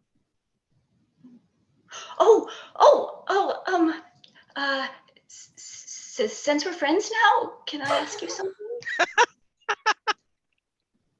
She kind of like turns towards you, like pulls her hood down, and she has like this long, wavy, silver gray hair that's kind of blowing in the wind, and she kind of, she's got weathered skin, very dark tan from being out here, and she kind of like squints at you, waiting for you to speak. You mentioned moon shards. Okay, so here's this thing, right? Maybe you could tell me something about a moon shard that is shaped like this, and I kind of gesture the shape of that shard we found, Mm-hmm. and it has it talks to you, or someone's in it and talks through it, or someone's trapped in it and talks to you, and that person's name I have written down phonetically, and I think it's Talib Nazmau or something like that, because I scribbled it like months ago. But I did that anyway. She kind of like recoils at the name.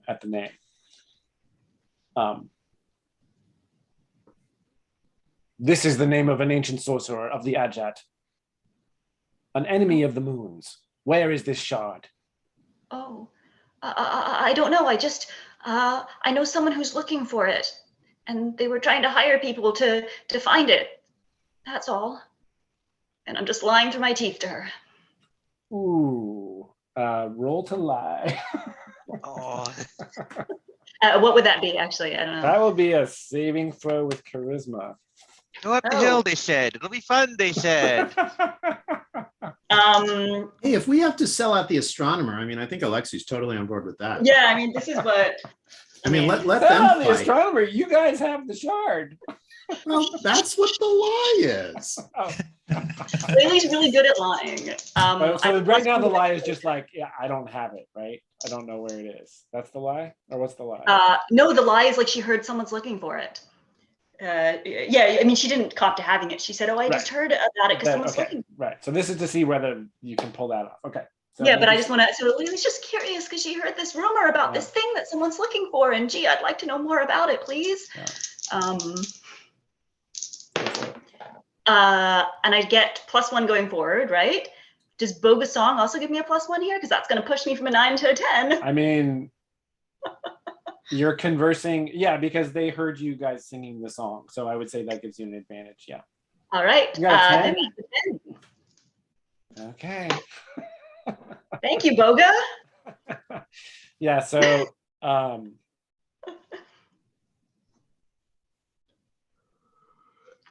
we would know more of this should you learn its location. Is it dangerous? I mean, I'm not going to go I'm not going to find it or something if it's dangerous. All shards are different. Their potential varies. Some possess great power. Others merely glow in the reflected light of the truth of the moon. So is this like sorcerer that you mentioned? Is he like like trapped inside the shard or something. Okay, so now you're kind of like, Yeah. now you gotta find answers because she's clearly not somebody who likes talking to people. Sure. So so this is a charisma, Okay. and she's either gonna clam up and walk away or answer your question. All right, well, I have no more +1 forwards here, so let's just see what else I can learn. That is a 5 + 3 is 8 plus my charisma, so it's another 9. But this +3. What's the +3 for? I have Oh, a 5 sorry. and So the total is what? 9. Because I have 9. +1 to. Okay. Sorry, I shouldn't read my dice out. I thought I No, read it's, you're allowed to read the dice however you want. I just need to adapt. Oh, can that be aided? Can Alexi aid that in that? Not after the roll. Not Okay, after- all not right, after the roll. so I'm with you.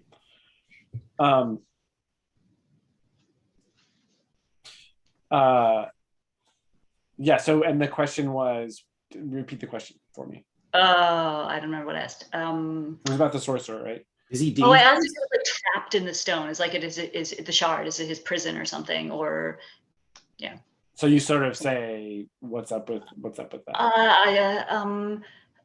yeah. So this sorcerer is like is he inside the shard or something, or is he just like speaking through it, or it seems really strange that someone would like the moon shards would talk. If he is there, it is a prison of his own making. Oh, I will say no more okay. other than should you come across more of these shards.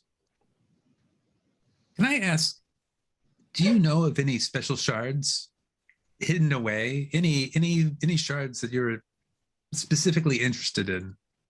Specifically interested in. And maybe the location of some of these special shards. She says, they are all special, for they are all the remnants of our goddess. And she gestures out. She sort of gestures with her staff, towards the plain extending beyond you guys. You're like halfway up, which is hill. So now there's this great wide open grassland extending off into the distance. She says, Umalaya's bones are scattered far and wide. You will find them in the tall grass on the banks of the river, amongst the roots of trees. They are all part of her, and as such, they are all invaluable. But there has been one that's eluded you.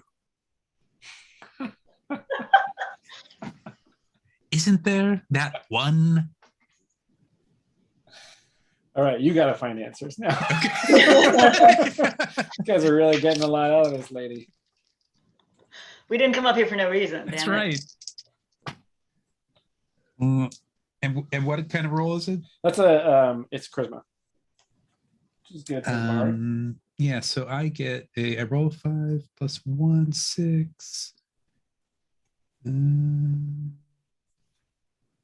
I think I'll just leave it there. 6. You got 6. Okay. Yeah. You get to mark charisma. Yep. And she says,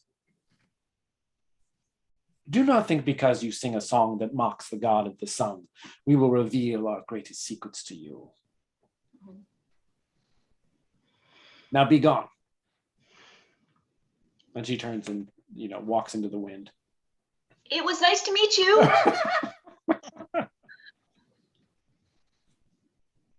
Let's get out of here.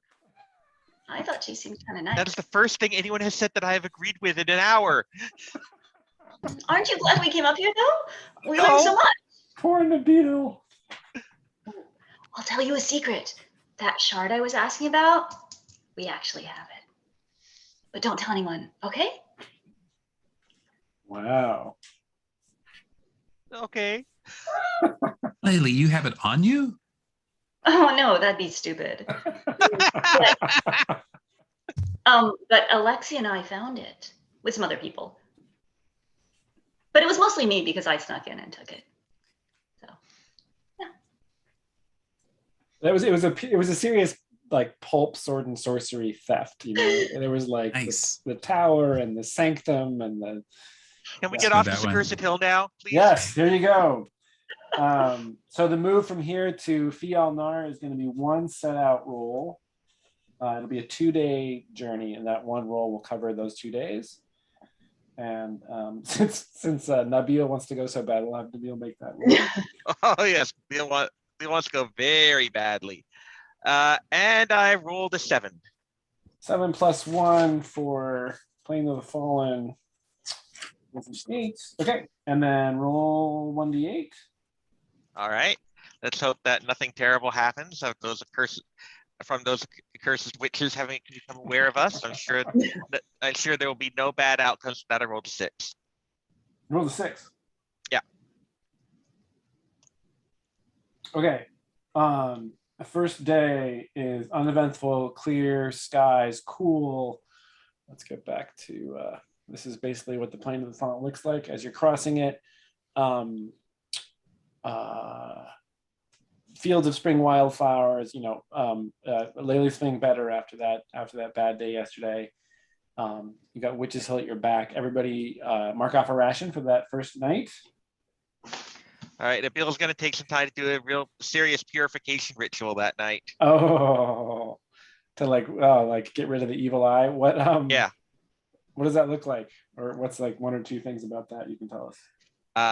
That would be, he kind of goes off by himself, kneels down in prayer in the direction of to the east, spreads out like his little cloth,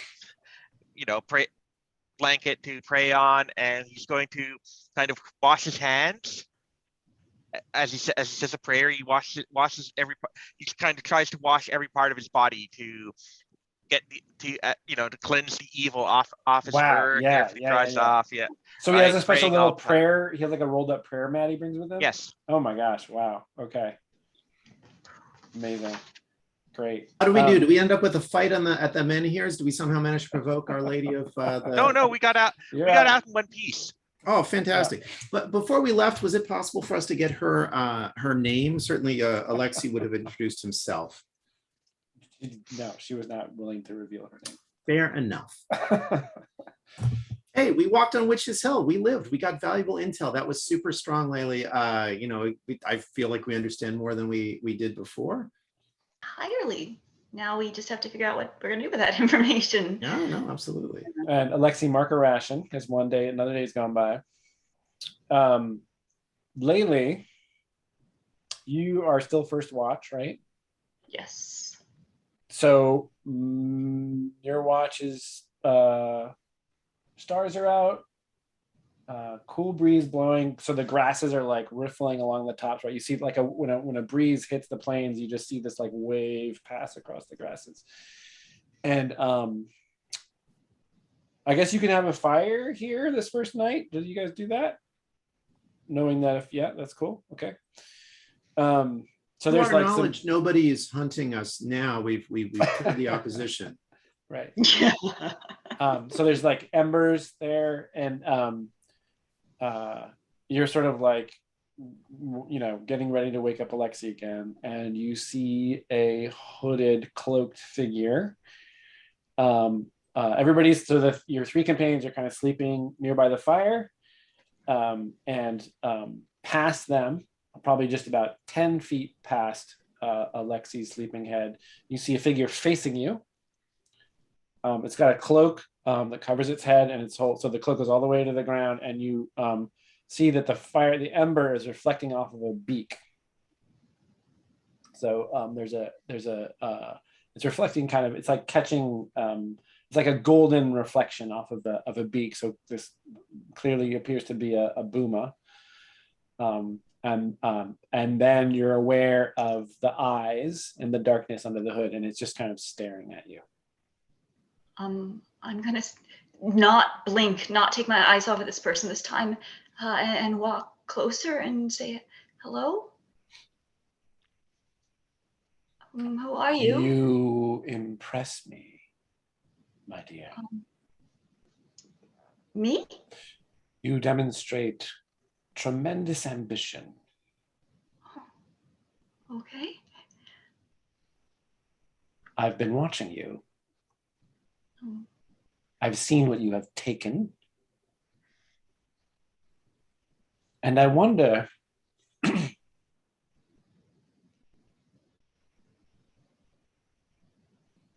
oh, never mind. Oh no. What do you wonder? I want to hear. Are you sure? So Yes. he kind of had half turned away, and now he kind of half turns back towards you, and you know the beak and the eye are lit by the glowing embers. How much do you want, Layli, of Moon Hadir? What do you mean?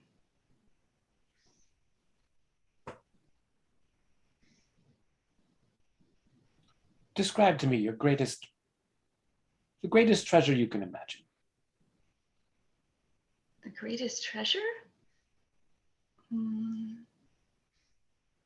You mean like gold or something? Or something like else that I want?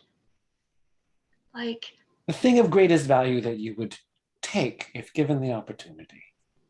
Or perhaps it would be phrased better if I said, what would you not take? Is there anything you would not take?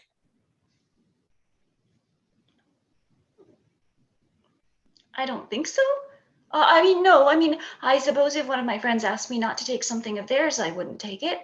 But I see. anything else, I think, is sort of for grabs. So you I are guess. loyal to these vagabonds before us? Yes. I mean, they're my friends. Alexei over there saved my life, so I sort of owe him. I don't understand what you're getting at. Given the You choice said- between the crown of this land and your friend Yes. Alexei's life, which would you choose?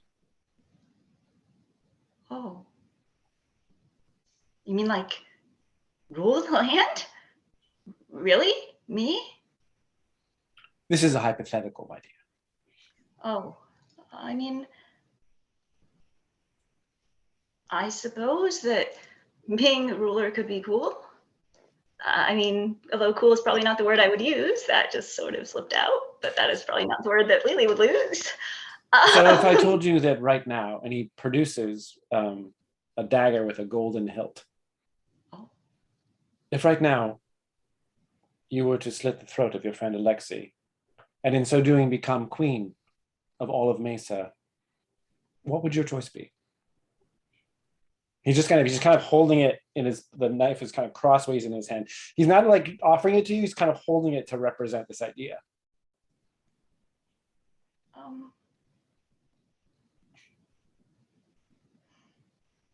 I don't know.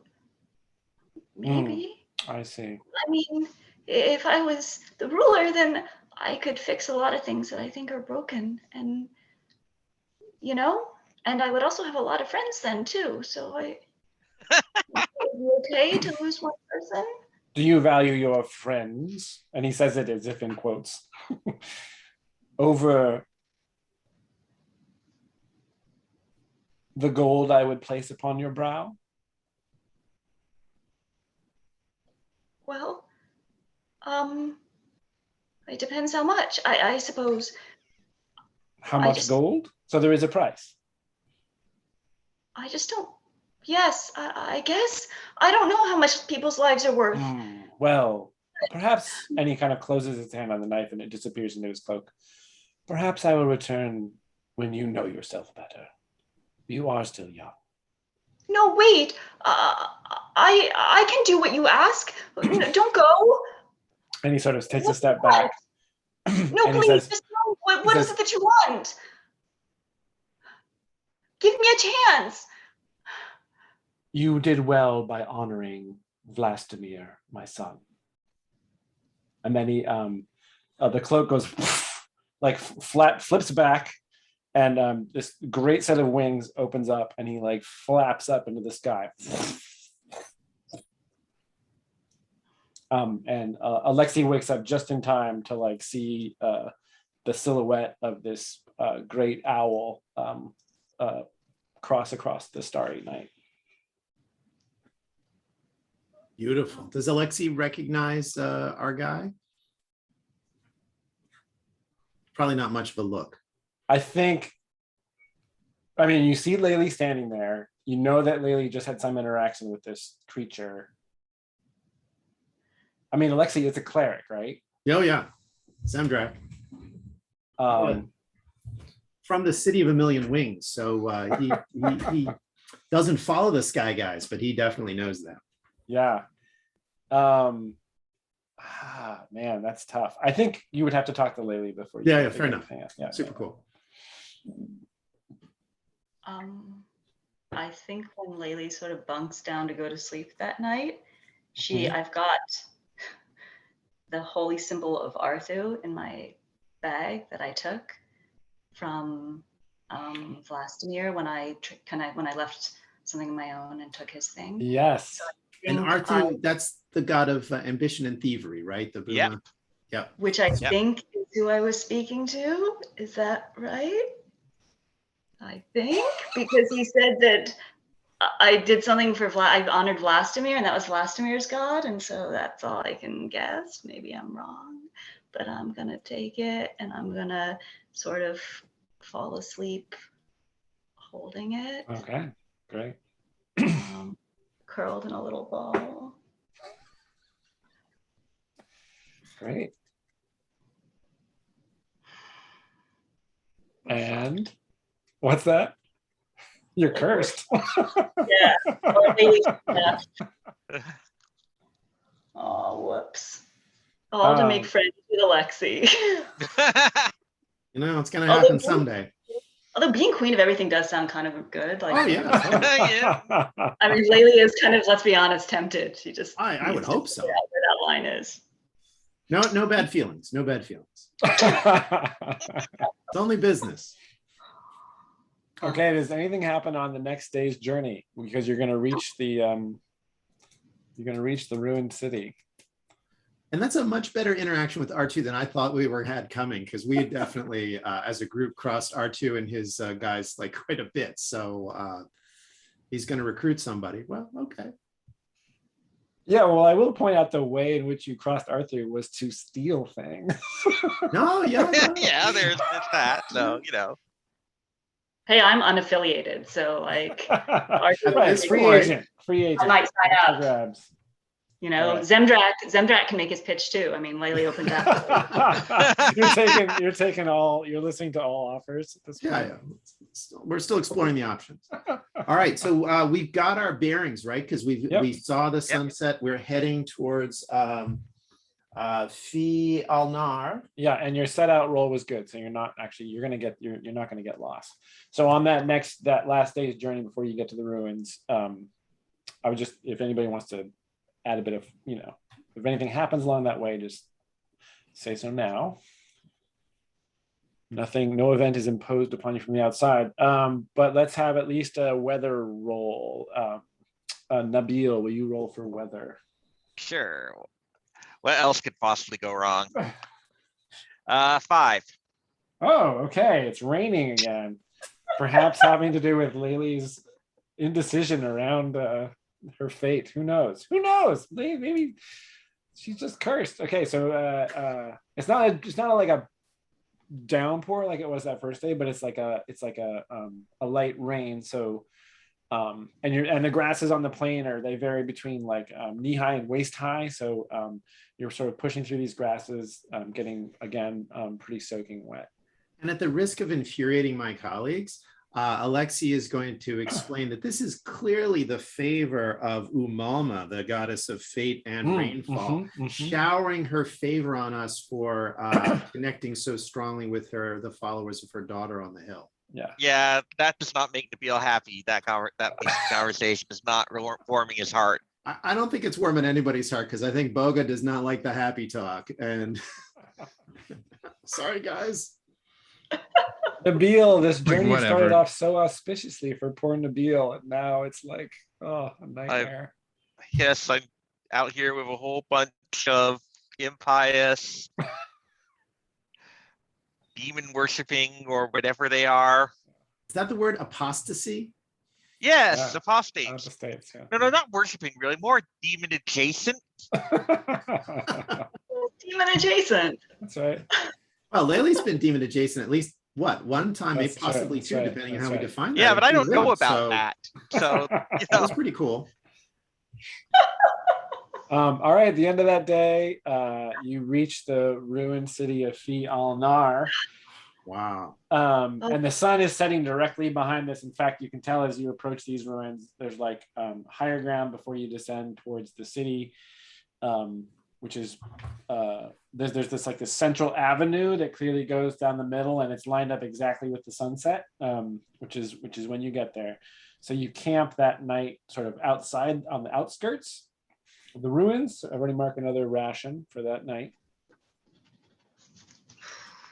And this one set out roll covered everything up until this next morning, so we don't have to roll to pass the night tonight. Then that next morning on, gosh, what day is it now? See, there was that day, 2 days of rest, camping at the bluff, Witch's Hill, day. Okay, it's the 21st of Floodwater. It's been 6 days since your journey started.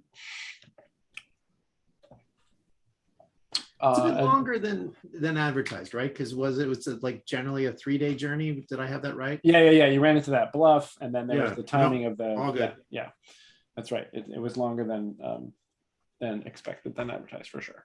So we have you, new intelligence, a new customer, possibly for our shards. yeah. And Laylee may have a friend in high places. Or low places, depending on how one wants to. When I become queen of everything, you know, I'll still remember you. The little people. Oh, I think can Lily's we, thinking of this as idea we- and getting like kind of liking it. Or maybe it's just Like- me like.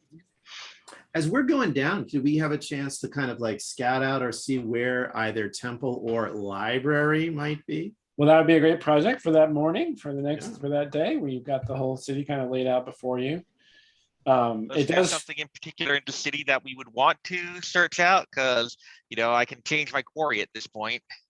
Ooh, Oh, right, you got here. Fantastic. great. I'd lobby for library more than temple, but I'm open to you guys what you think. Library sounds Like- good to me. Me too. Maybe some music scrolls there. Oh, yeah.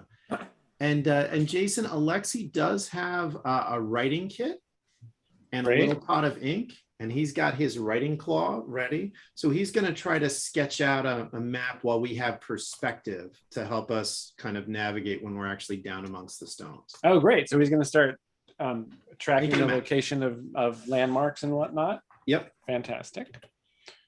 So are we searching out the library? Would that be the first thing you guys are going to search for? I think that's the plan. That's right. Yep. Yeah, I think so. That's if everybody's just good for that. All right. Because Abir Al Radwan, he did not give us particular directions, right? He just said anything Ajat at origin intact. He values 3 bridges, and the far side has got the better stuff, but is maybe a little bit more dangerous and less picked over. Yeah. Yeah. So is We this, should definitely go to the far side then, because it's got the better stuff. Yeah, I'm with you. well, would that be the activity for day one? Would be to get over there, Yeah, across the I river? think Okay. So, So you move through the ruins to the edge of the river. The river itself is about it's about 200 yards across. So it's a big, slow, at this point, it's slow flowing. It's practically a wetland. It's like tons of marsh grass and stuff. And when you get to the edge of this side, it's about a 40 or 50 foot drop. There's a lot of heavy erosion on this side. So there's areas where, like, similar to that bluff you climbed, like where just huge sections of earth have kind of crumbled away. Everything's overgrown in the intervening time. You know, everything is weathered. There are the remains of 3 very impressive. I mean, I don't think any of you have seen bridges like these before. I'm thinking back to the Capitol, there was no bridges like these. So there's these amazing feats of engineering, stone, 3 of them in parallel crossing, or at one point cross the river, and now they're all broken and fallen into the water. So there's just like the skeletal remains on either side, and across the river you can see more ruins over there. Today the rain has let up a little bit, so it's just kind of a light rain, gray skies. It's a little spooky moving through all the ruins or these broken columns everywhere. Occasionally there'll be like little gaps that lead into some kind of crumbled underground space. The ground is there's places where it's uneven, and there's as a follower of Zemdrak, Alexi, you recognize that there has been however you would term tectonic activity in the area has created these kind of breaks in the surface. So occasionally there'll be like a 6 or 8 or 10 foot high kind of little ledge that you have to like negotiate your way up. That must have happened either at the time of the cataclysm or sometime between then and now. So the ground is kind of like multi-leveled in different places. And then you reach that the riverside now. Or did you guys leave a campsite back at the edge of the city, or are you bringing all your stuff with you? Let's just bring all our stuff. Yeah, I assume we're bringing our stuff. Yeah. So you got all your packs on and whatnot, and you've reached the edge of the river. And so from here, you have to cross. You'd have to get down and find some way to cross this expanse of water. Oh, is it deep? Like, can you swim it or walk across it? Anybody who can swim could. It seems pretty slow moving. It is 300 yards across. So did I say 300 or 200? I think I said 200. Anyway, it's wide. So it may feel like 300 after you've been in there for a little bit. Yeah, I think. Gosh, I'm guessing Nabil is probably a good swimmer. A little vole. I'm sure Laylee can swim. Now the issue is you've got gear with you. I can ditch it if necessary. All I need is a rope and a dagger. So can I like find answers or something like that? I want to see if I can find a way to ford the river. Okay, fantastic. Yeah. And this is your new quarry is I guess getting to the far side, right? Okay, So great. I'm gonna spend a point of awareness to help this roll. Fantastic. All right. So what am I using here? You can use either intelligence to study the terrain or wisdom to sort of sense where the. Okay, if I can send it out, then that's even better. Yeah. If you can do what? Yeah. So I'll use my scent to try and find my way across. Right. So I'm gonna get +1 for our awareness. And +1 for wisdom, so that's +2 total. Which gets me to a 7. You got a 7. Okay. Yeah, so from up here, you think that it looks to you like the northernmost bridge, the way that it has crumbled into the water. It looks to you, the water is a little murky. It's not really clear, and there's all this, sedge grass and whatnot. It looks to you that the rubble there underneath the water may form it would be easy swimming from one spot to the next, and it looks like it might be sort of close enough to the surface where you could stand at these different spots. All right. So you won't know for sure until you really get down there and take a good look. But from this position, looking down, you think that would be a relatively easy way to cross. All right, the most fordable area. All right. Yeah. Well, shall we? Sure. Shall. Okay, and so to get down, I assume it's going to be a rope maneuver. And we'll use the rope to help people across. So right now you're like 40 or 50 feet above the level of the river, so you have to get down. Step 1, we have to get down. And once we're down, we have to go across. So right now we're going to go down with a rope assist. Right. So would that be a rope tied in place that you would leave there in order to get back up, or some other approach? Well, we could probably let some of us go down the rope, and then one of us, either Laylee or Nabil, loosens the rope and climbs down. I think so. Okay, and between Boga and Alexi, who has the lower dexterity? I think we are I've flat even. Boga seven. did the last one, so I think Alexi's got to stick his head in the tie himself to the rope. Hold on. Who's got the lower luck? Oh, Oh, that might Uh-oh. be Boga. Alexi's currently at 8. I'm at 7 right now. Okay. So it doesn't matter what order you do it in this case. It's the potentially bad thing might happen to the person who has the lowest luck. Ah, gotcha. So the fickle finger of fate is really, going by luck basis. And in this particular case, yeah, so Boga, that's going to be a dexterity roll for you to successfully get down that rope without any mishap. Right. All right. Here we go. Wow, a chance to mark dexterity. Ah, I'm definitely marking dexterity. I got a 5. So I was Yeah. hoping to reverse whammy it. Oh man, sorry. You got a 5, so you get to mark dexterity. yeah. So at this point, so it's tied off up top. You're descending. I'm at least Nabil or Laylee is still up there. You're sort of dropping down, and I think you just lose your grip. It's the rope's wet. You're not the greatest climber in the world. I think there's a moment where you're going down and you turn sideways and your gourd, your bagpipe sort of squeezes against the cliff and there's a and maybe you reflexively you don't want to damage your instrument, right? So then when you kind of recoil from that's when you lose your grip, and gosh, I feel like I want to give you a chance to save yourself. Well, So from this height, it's going to be 1d6 damage when you hit the ground. So yeah, what would you do what's your response? I guess the response would be, do I give up my bagpipe or do I fall? Okay, great. That's a great choice. I love it. Yeah, so he's the bagpipe, instead of recoiling, you let it kind of crush. Yeah, right. Crush. Yeah, I think I'm going to crush the bagpipes. Okay, great. That's Yeah. a perfect solution. Yeah. Yeah. So it goes, and you're like, no. No. Whoa, and you're holding on, and then Yeah. the weight of your body in order to keep holding on to that up this, and you just go, And I'm bummed about that. okay. Yeah, Very sad. And up top, you hear me to quietly say, "Oh no, not the bagpipes." Yeah. Sorry.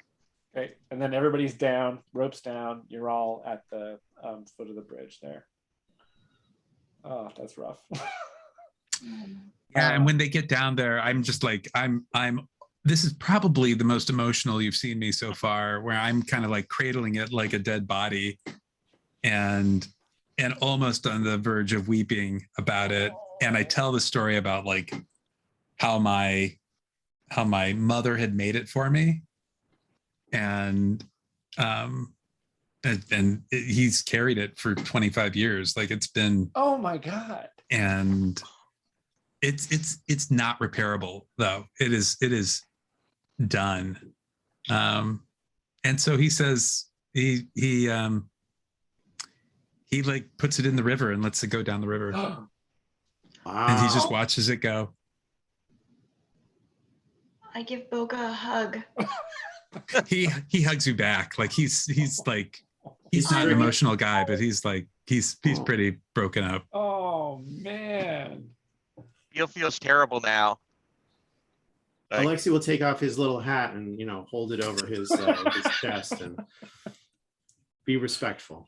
Let us all honor the fallen pipes. Oh my God. Which Really, the pipes in Boga have definitely saved us a bunch of times. So we know that sound. In fact, those were the pipes that let us communicate with the black demons of Oh my God, right. of Demir. They literally saved the city of That's Demir. right. Oh my God. So these were some notable pipes. Yeah, without that, you would not have been Notable. You able would not have been able to communicate with the demons. Yeah.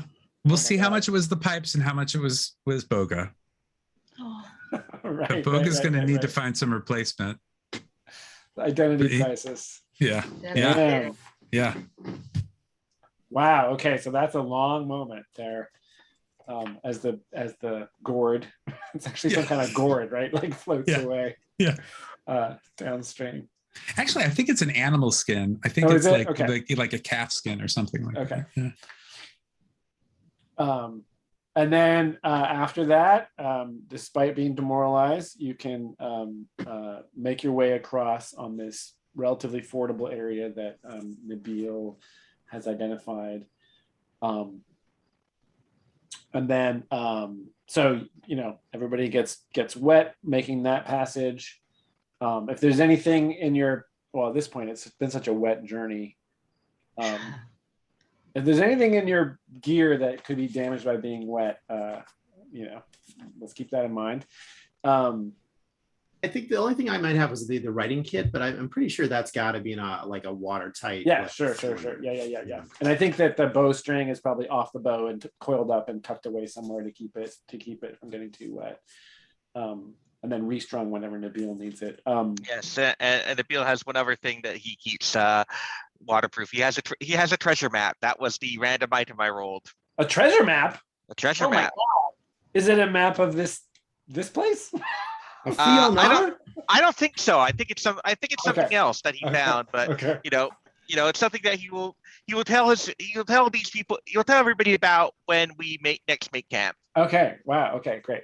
All right, but we've made it to the other We side. made it to the We're other on side, far and side there, of- on the other side, there's enough of these kind of eroded, broken away places where you can kind of like make your way up without having to climb a cliff.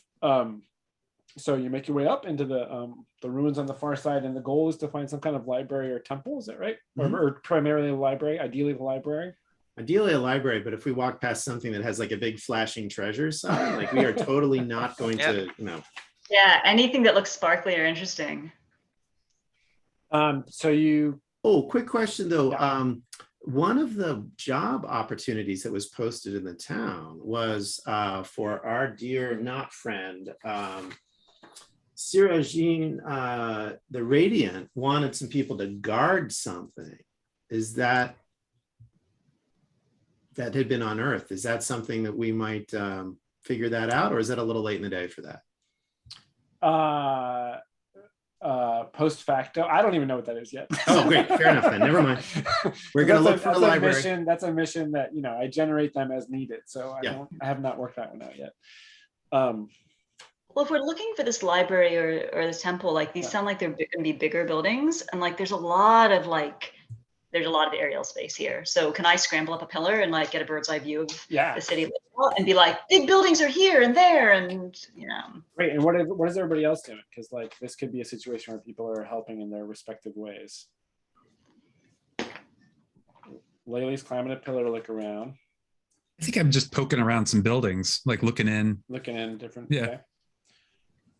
Yeah, I think I'm trying to scope out the lay of the land here and figure out where would something like this likely to be located, right? I'm trying to treat it as kind of a quarry and hunt it down, Okay.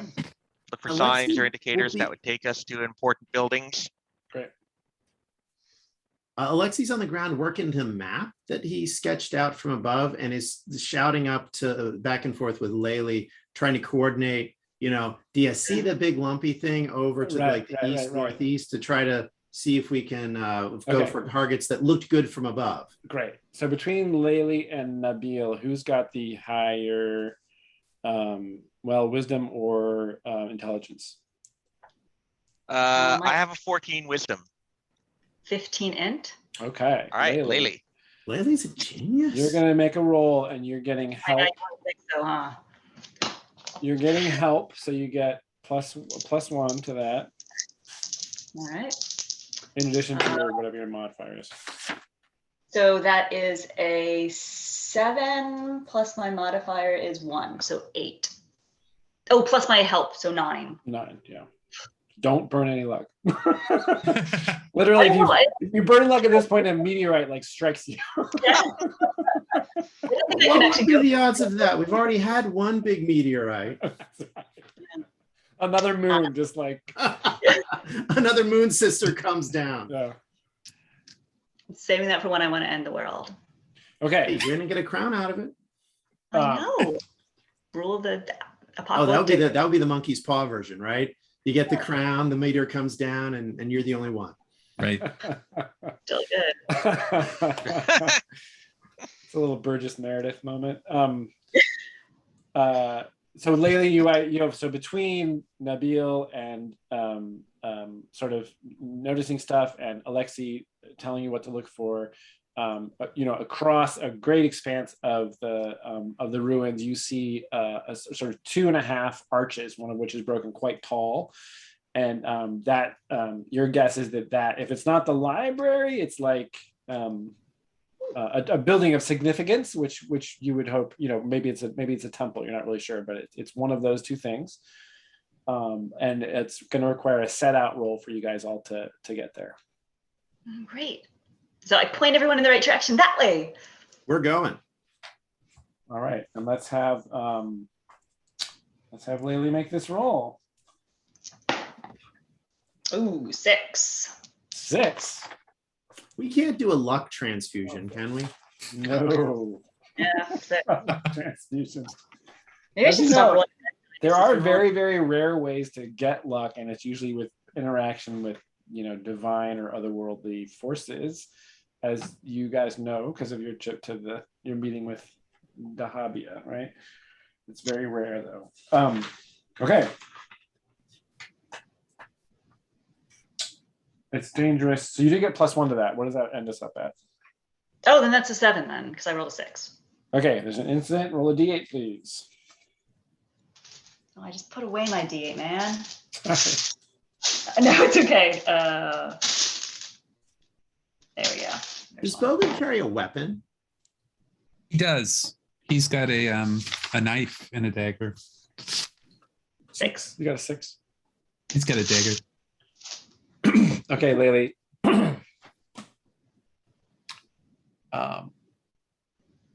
You're sorry, I'm gonna stop sharing for a second because I need to secretly move past some images. So you're in the lead as usual. Everybody else is kind of picking up. So we're getting like a panning shot, right? With like there's ruins in front of us panning along, and we see our characters kind of walking in a row, looking around. Boga's looking particularly, doesn't have the spring in his step. Nabil's probably like super alert, right? Like totally checking everything out. Laylee's always looking ahead and wanting everybody to come forward. Alexi's got the staff kind of lagging behind.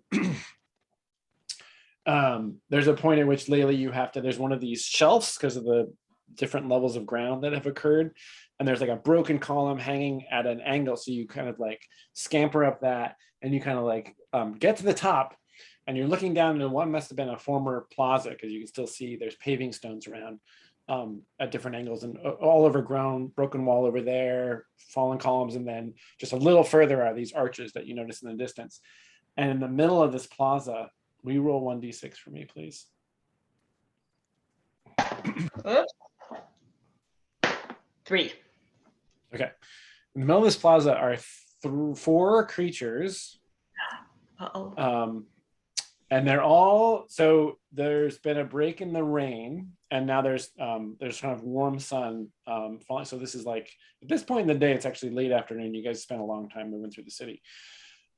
So everything's still damp and wet, and has that wonderful kind of lush feeling to it. But there's like warm sun falling on this ruined plaza, and in the middle of it are 4 creatures. Each one of them, there are 4 identical creatures. Each one is about the size of a house cat, and they look like this.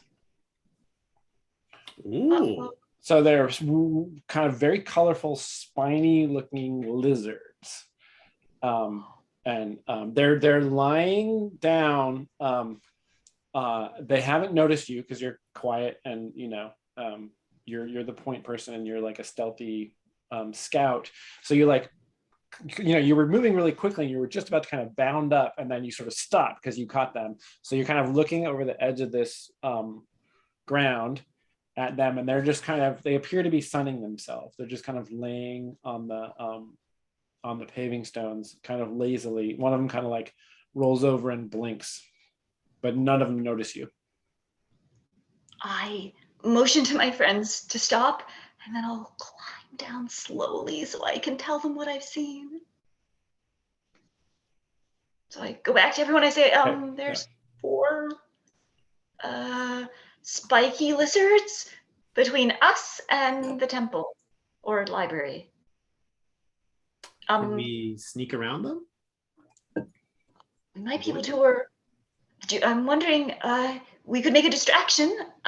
I can sneak around them from the other side and then try to draw them off one way while you guys get across the courtyard. Love it. Would that work? Other ideas? Huh? Sounds like a good Is option. it possible to go around them, or are they? Do these beings block our only path forward? You can totally go around them. Sounds like the plan would be for Laylee to create a distraction to draw their attention. Is that right? And then so you guys can then- safely. Go around, yeah. Sounds good. Sounds great. Love it. Okay, Be careful, I'm- Lily. Oh, I'll be fine. It'll be great. I'm good at this sort of thing. I'm kind of distracted. So I'm going to sneak up and I'm going to sort of try to get around so I flank them. And then I'm going to sort of, when I get to that position, I think the plan is like, make a bunch of noise, throw some rocks at them, and then like sprint off in the other direction, like bouncing off walls and things to kind of try to get them to face me. Okay. So my friends can scurry across. And you have move silently. I do. Should I roll that? Yep. Alrighty. So if Laylee goes left, the rest of us will kind of go right. But waiting for the distraction, right? Yeah. Oh, Yeah. absolutely. This is plus dex. Yep. Oh my goodness. I rolled a nat 11 and my dex is +3. So Sweet. I'm like a fucking shadow. Yeah, so you get there and you take +1 forward against whomever failed to notice you, and then what's the so you get into position without them. You're like peering at them through the through the ruins, and they just are kind of like lying about in the sun. And then what's your distraction? Then I will kind of pop up and I'll like throw some rocks at them and I'll be like, hey, lizards, over here. And once they kind of keep throwing rocks at them and once they start chasing me, I'm gonna like run the opposite direction. So the first rock hits, goes clunk, and they all kind of like just wake up and pop up into positions similar to this in the image. They sort of pop up and all face you, and then they turn and run away. And so you guys are ready to. You're like in position. You're waiting for the move. You hear the rock hit the ground. You're like, should we go? And you're peeking around to the right. That open area where you're going to cross. And you see these 4 guys just kind of like scamper off into the ruins. Clearly. Yeah, you better run.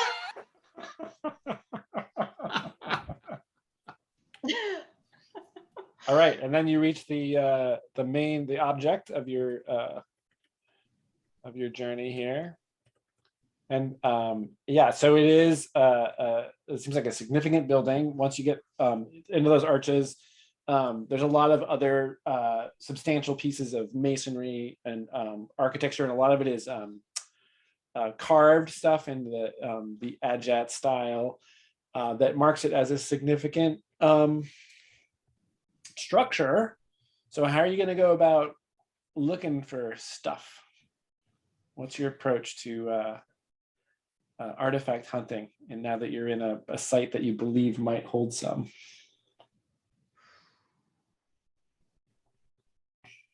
Anybody got the idea? Yeah, Is there an indoors to this? Like, do Yes. you go, We need to get inside for a start. Well, no, you're inside. It's just like an open Okay. air. Okay. It's not an intact. It's like it's got some substantial vertical parts, but it's like rubble. So the idea is that anywhere in this whole city there could be stuff buried, right? So the question is, you're not. This isn't a situation where, at least in this instance, it's not like there's, as far as any kind of like stairs to go down and find some subterranean vault. You're in a ruined building, and somewhere amongst the rubble, in theory, there might be some things to find. Is there any signs of anybody having been around here, or is there any signs of other creatures, people, whatever, hanging out here recently. Tracks, things moved around in odd ways. That looks fresh. Yeah, turned over, dug through.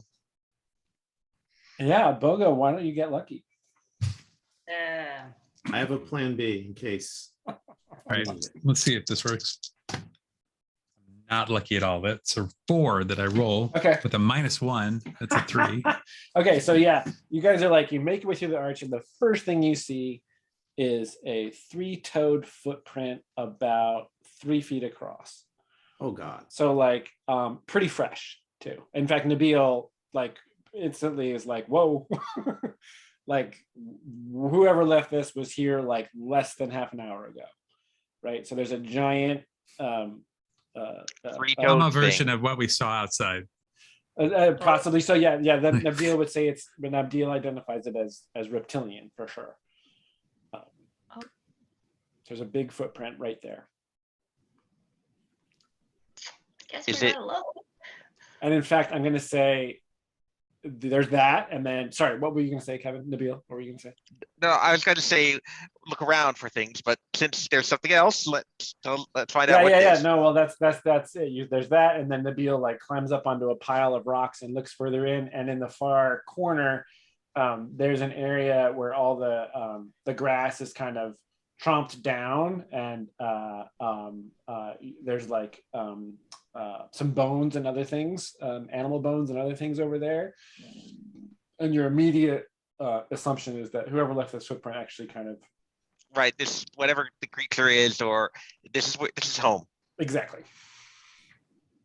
and it's probably out hunting It is, yeah. It's or daytime. something, Yeah, or whatever just- it does. it's just not here right now. That's right.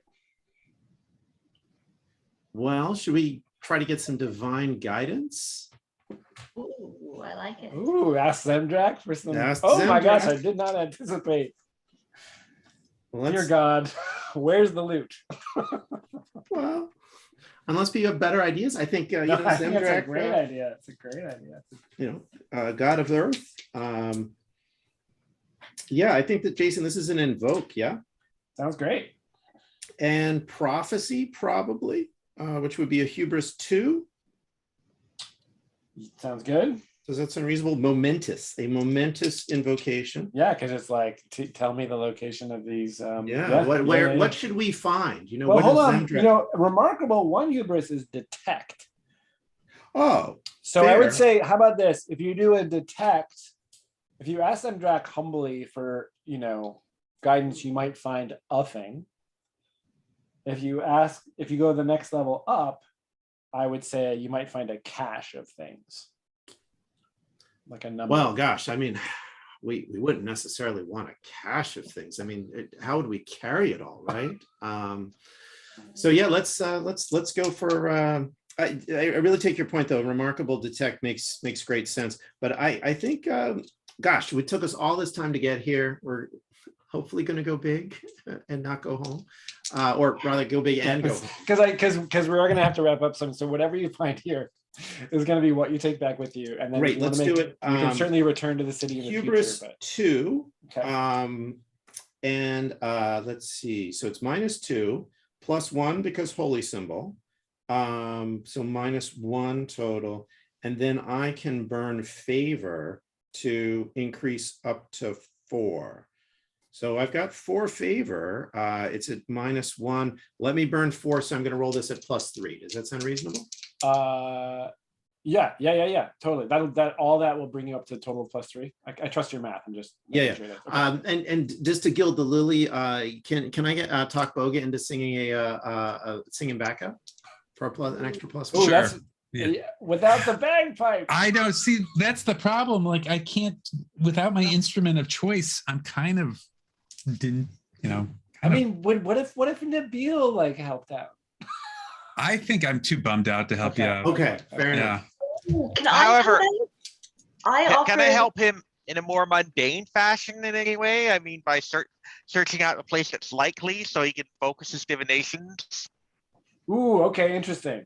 So you're saying Nabil would you find a likely place, and that would be more assistance because you'd be asking Zemdrak for that. Okay, sure, yeah, that's good. Narrow the field. Yeah, that's Yeah, good. now I feel. All right. Okay, Here we go. let's see the +4. +4, big money, big prizes. Oh, well, actually, +4 is, we got an 8, 6 plus a 2. That's Okay. just the die roll. So 12. Great. Ooh. Ooh. Okay, Good so deal. it said the text is your quest is granted with duration 3. So what I'm going to say is that's going to give you 3 booty rolls. Nice. And for okay, so what and how and what are you asking Zemdrak exactly? We're asking Zemdrak for the things that Zemdrak feels that we should find.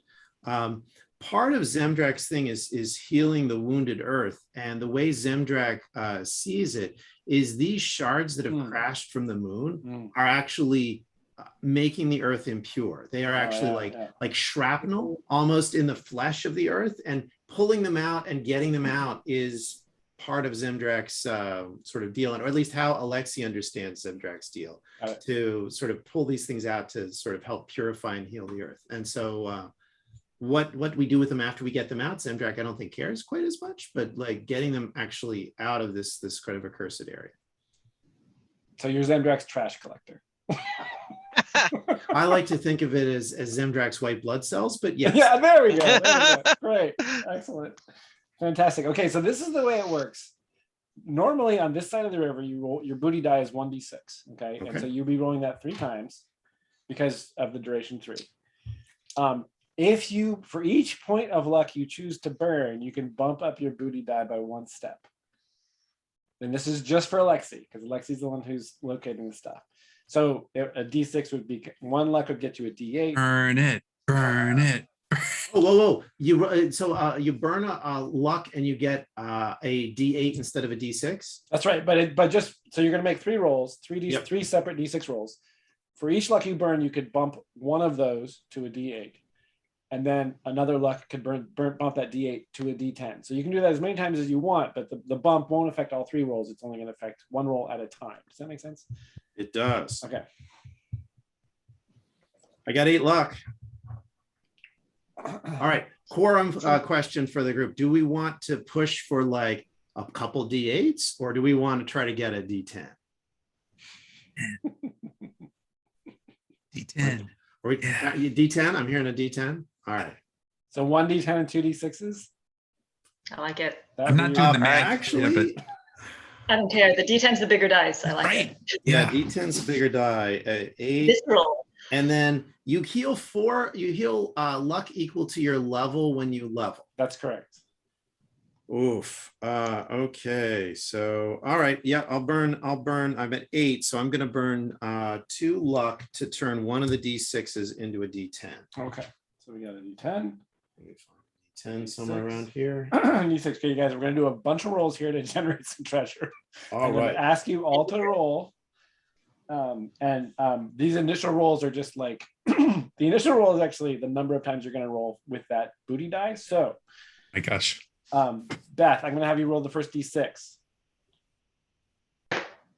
4. Okay, and then Nabil, I'm going to have you roll the second d6. All right. Let's see how this. 1. Okay, Kevin, I'm going to have you roll the d10 since All you've right. won the luck. Big money, big prizes. I love it. Oh my God, it's a 10. Oh, what? We're going to be here forever now. Okay, All right. so then Not really. Patrick, Yes. our total number of d6 rolls is 5. So I would like you to roll 5 d6 All right. I got and 5 report here. the numbers. Report the numbers one at a time. Not don't All right. add them up. Got it. A 6, Okay. a 6, Okay. a 2, Yep. a 2, Uh-huh. and a 3. Fantastic. Okay. So I got. Ooh. Okay.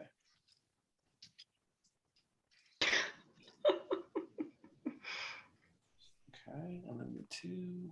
While Jason is mathing, we should give somebody a shard at some point, because we've collected a lot of stuff and just held on to it. And like, we should probably try to at least get one of these powers on our side. Oh, you mean a Emoji. faction? Give a faction. a Yeah, shot. Oh. well, because we've gone on a couple quests from various folks, but I don't think we've really returned anything to really anybody except for solving the iron mine problem. Okay, everybody roll. Each of you roll 2d10, except Kevin, you roll 1, 2, 3, 4, 5, 6. You roll 4d10. Oh God, okay. And I'm gonna ask your name, and then you'll report. Okay, Laylee, what'd you get? Do you want the total or do you want the two separate dice? 2 separate dice. A 6 and a 2. Okay, and then Kevin, Nabil. A 10 and an 8. Ooh, see now a 10. That could be good. Alexi. All right, we got a 1, an 8, a 9, and a 10. Fantastic. And Patrick. 2 10s. What? No. Are you asking me to roll 2 10s? No. Yes, The 2d10. entire Yes, set. 2d10. 2d10. All right, all right. He's getting her crown. A 1 Okay. and a 10. No. Yes. Holy shit. Okay. We're off. All right. So the ones are just Ajat currency. So that's going to be. Okay. So in this cache that Nabil identified the location of, so it's like you guys are moving boulders out of the way. There must be in the adventuring gear, somebody's got to have a pry bar or something. So there's some stuff being moved around, digging, like unearthing things, and you start to find stuff. In fact, who's got the highest intelligence of all of you? What's Alexi's? Laylee, I think. Laylee probably. Alexi's at 6. Okay. Wise, but not so smart. So Laylee, at a certain point, Laylee, also because you're a thief, you realize, wait. Somebody like gathered stuff here. Maybe because the cataclysm was going to happen. Maybe there was a disaster. Somebody brought stuff here and piled it up because that's what you guys are uncovering. All right, So I'm we're not going to roll all the super detailed stuff. We're just going to roll the big picture things. Oh man, you guys got some good rolls, I gotta say. Okay, so we got 3.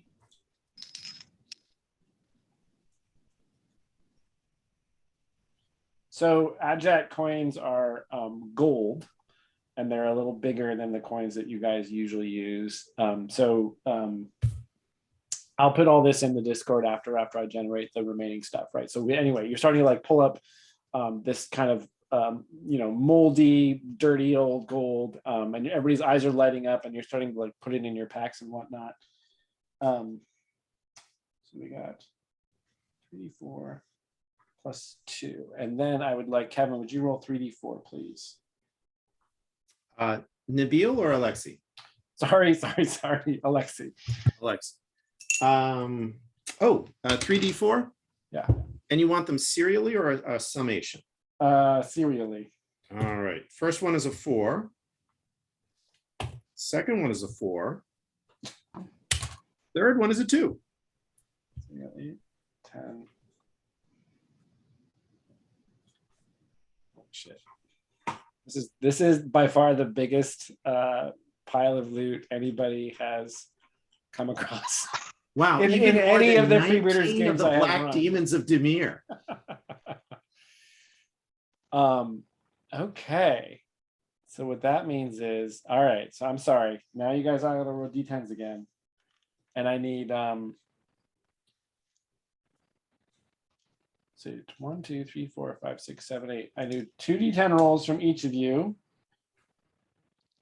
And 4 D10 rolls from Alexi. So starting with Laylee. A 10 and an 8. Okay. Nabil. A 6 and a 3. Okay. Alexi. A 6, a 7, an 8, and a 1. Okay. And Patrick. A 7 and a 9. Sorry about all this. I didn't expect this many booty rolls to get me. No I one's didn't gonna expect complain that the Zemdrak, the slot god of machine- the earth, to like, Yeah, no, the slot machine keeps putting out coins. I'm not bored. I mean, Yeah. it's just, Okay. keeps Yeah. putting out coins. We as long as we get enough buckets to hold it. I'm liking Okay. this Zimdrak guy too. Like I might convert. Hey, no. Yeah, I'm on board. Fuck. Yeah. Yeah, we definitely have a conversation about all this, I think. So like you could stab the owl for an undetermined crown to be named later, or you could just like hold your cloak up and just collect the Zimdrak. I'm feeling Because, like you I know, broker with Arthur now. Like, can you give me as much as them? That's right. That's The right. price has gone Well, you up. know, I love it. I think that the sun god has never done anything like I was lucky to get it like some moldy bread, and your god is like dumping cash. It's Laylee, will Laylee roll a d12 4 times, one at a time? These are art objects that you unearthed from the rubble. Oh my god. So Laylee's gonna do art objects, yeah. All right. The Mona Lisa is very If I roll a 12, is that what we get? It's a 2, okay. an 11, a 6, and I shit you not, a 12. Ah, we got the Vermeer. Okay. Okay. Okay. The bad news about that is there's some furniture that you're not going to be. Don't put it past us. In It fact- takes us Oh 12 days. We're gonna get Table. that Okay. fainting couch back.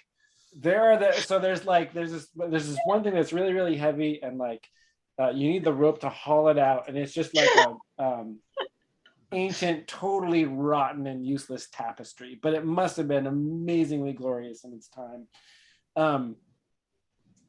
Ooh. So those rolls netted you. The thing that is usable out of that is a golden chalice.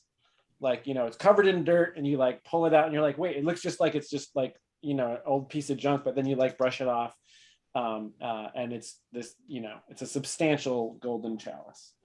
So that's a doozy. And then you actually, there is like a it's ironic. There's a the top, you uncover the top edge of what looks like a tall backed chair that is also gilt.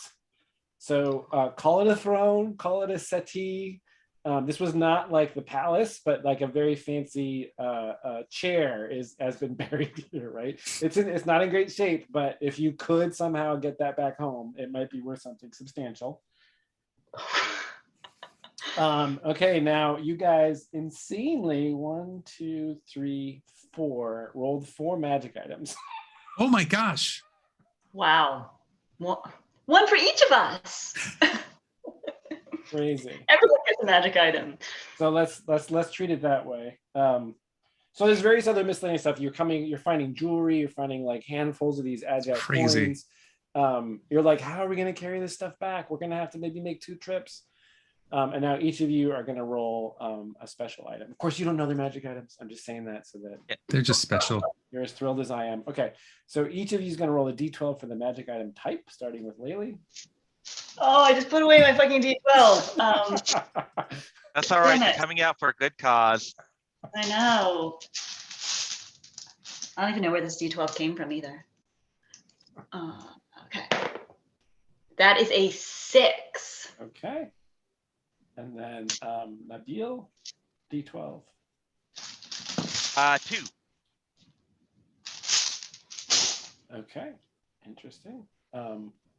Alexi. Big money, big prizes. I won. It's not useless. And then Patrick. 12. 12. Yes. Okay. Yes. Okay, guys, bear with me. So the way magic items work is, okay, I need to figure out how powerful each of these are. So you're going to roll, the booty die we've been rolling is a d10. So Laylee, roll a d10, please. All righty. Let's see. That is a 8. Darn it. 1 out of 10. Eight's pretty good. Nabil, roll a d10. A 10. Oh my god. Uh, All right, Nabil's converting to Zimdrak. Hey, It's a done deal. Zimdrak. Alexi, roll a d10. All right, let's see what happens. That is a it's a 9. Okay. and Patrick. Ah, dang. 6.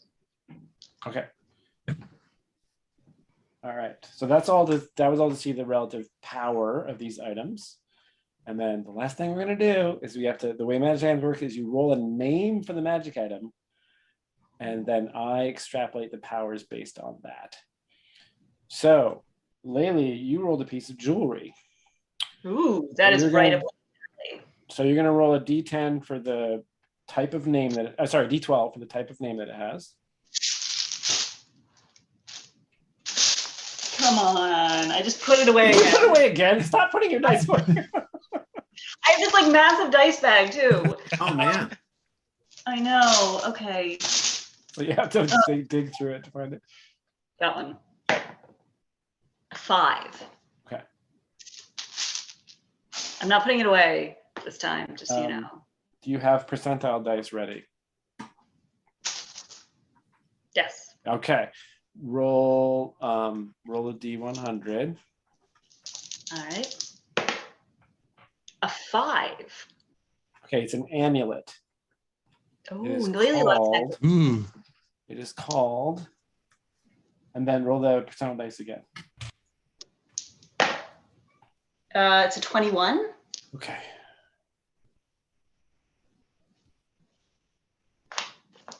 It it is an amulet.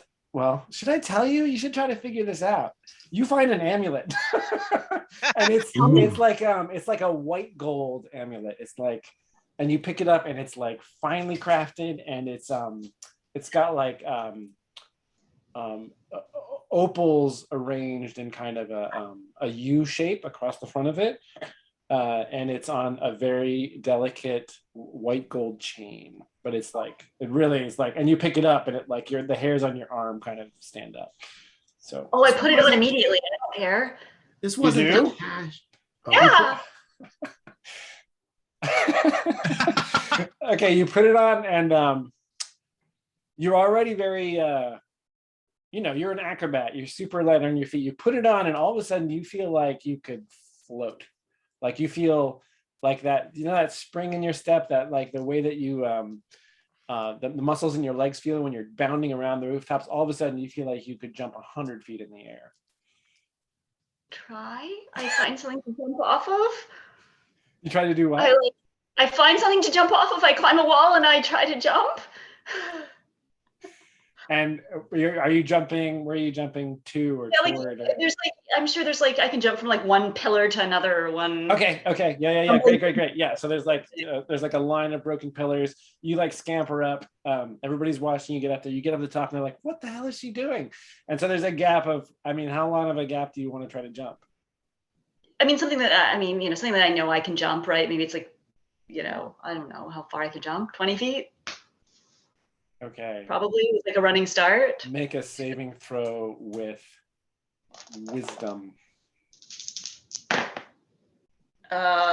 7 plus 0 is 7. Okay. I'm gonna like die if I fall at the very end of the adventure. You take a running. Everybody's like, "What the hell?" You take a running jump. You jump, and you, like you're like, "Whoa!" You're like up, and then you keep going, and you overshoot, and you're actually flying. And then you land, like, so you overshoot the point at which you meant to. You land on the far end of the section you were trying to jump onto, and a part of it breaks off and falls and hits the ground, and you hear a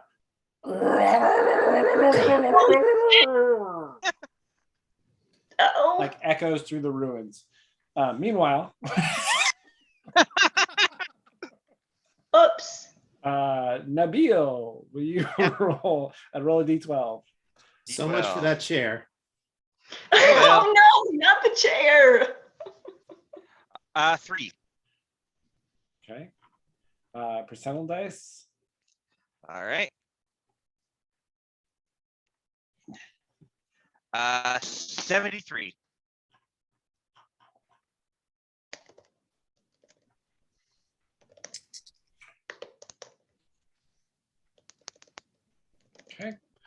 and then percentile dice again.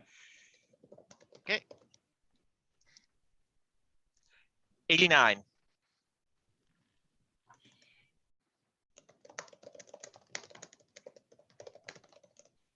Okay, you find a crystal. It's like a crystal. It's shaped like a very simple tree. It's got like a trunk and some branches, and it's quite small. It fits in your hand. It's like maybe 4 or 5 inches high, and the bottom of it, the roots are kind of the crystal's been carved into kind of a twisting cap on the bottom, and it's got some kind of opalescent fluid in it. Ooh. Okay. Okay. So you've got that. Yeah. Ooh, it's an elaborate thermometer. Yeah. Yeah. So it looks like a kind of complicated potion bottle of some sort. Yeah, exactly. Okay, I don't think I should just randomly drink this. I think I'm going to. I think I gotta like maybe seek out some people back at the city who can tell me what this thing is before I try it out. Excellent. See, Very my hope is it's a wise move. thermometer, but each branch tells you, like, everybody close to you how they're doing in terms of their fever. your whole family tree. That's right. All right, Alexi, D12 for the name template. D12 for the name, a 3. Okay. And then percentile dice twice. Yeah, I was hoping these would have been hidden by like an obsessive archivist who had everything like neatly labeled when he stashed or she stashed it away, but maybe not. Okay, percentile dice. Here we go. That is a 0.7. Okay. Ooh. And then another percentile dice. Another percentile. Here we go. That is a 9.6.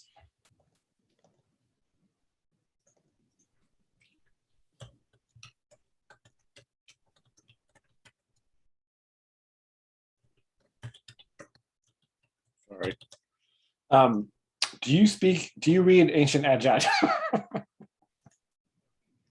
I mean, it's possible, actually. Translator Alexi. Alexi, right. Yeah, I mean, Okay. if that's like something super magic powered that only like 5 people on the planet do, Alexi does not. But if it's something that You could establish that that you've studied that chat, but it would take an established role to do so. You find it's a stone plaque. It's like a greenish black marble plaque chipped around the edges because of where it's been for so long. You like have to scrape out the stuff from that. There's markings. There's ancient Adjat kind of etched into the surface of it. And right now, maybe it would, even if you do know Adjat, it would take some work to translate it, but you can tell right away that it is an inscription of a spell of some kind. Ooh. So it's about an inch thick, and it's about 9 by 12, and inscribed upon it. You can tell just by you go to pick it up, and Zemdrak's like,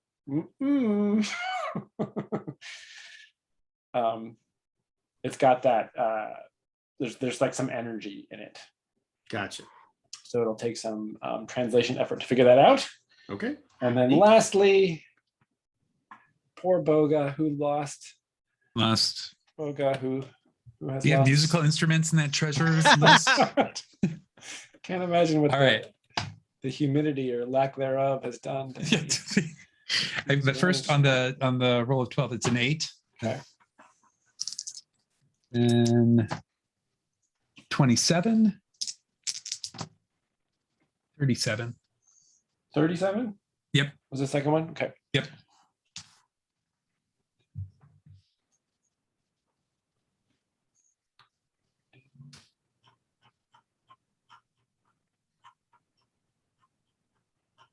It's like Christmas. It is. Ooh. We get magic bagpipes. Okay, and one more percentile die roll. 23. 23. Yep. Yes. Ooh.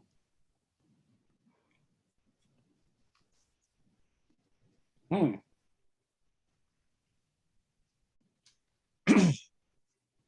So you find, so everybody's down in there, you know, we're going to say the thing Laylee did happens at the end of everybody finding their stuff. Right? Laylee's will be the last one because everybody's like, so, you know, there's like old moldy gold and, you know, like a handful of jewelry.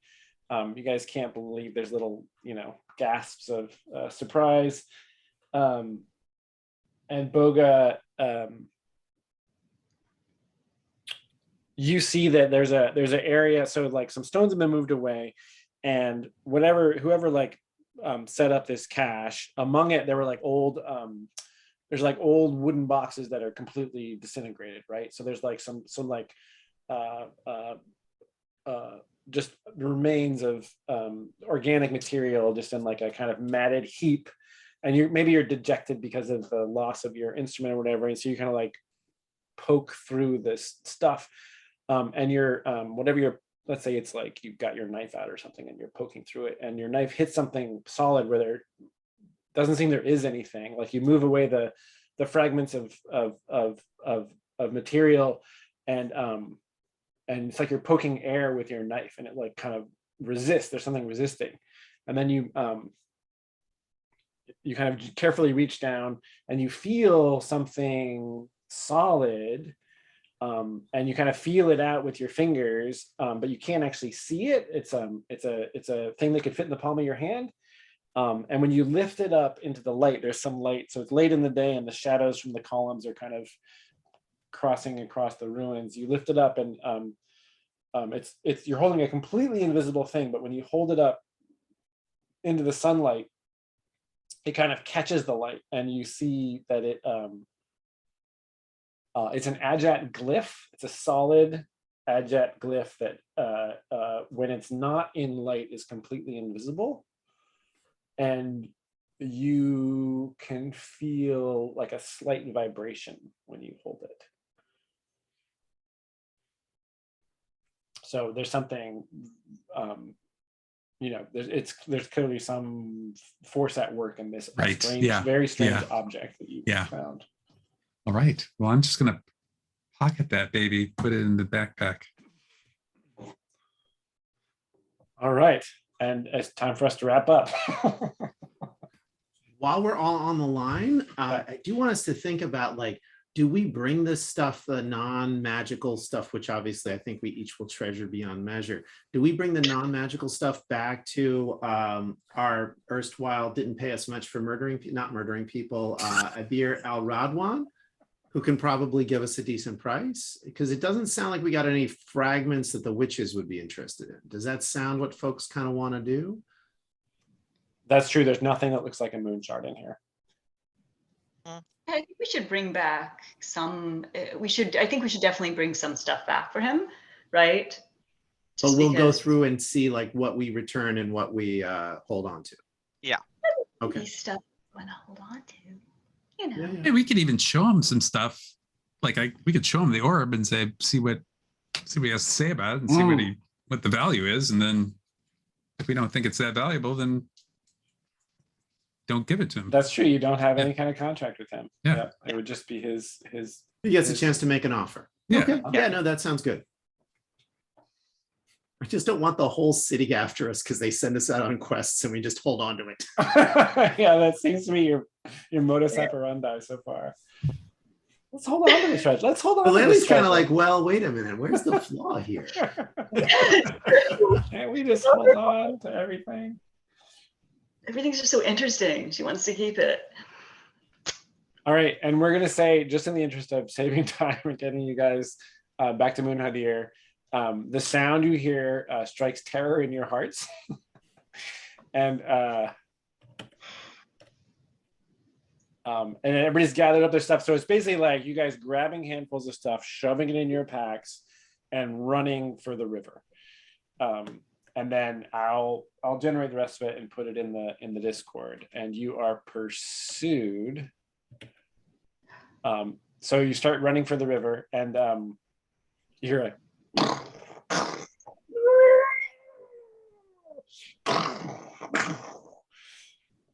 it was responding to, it heard the noise that Laylee made, and then it realized there were creatures near its den.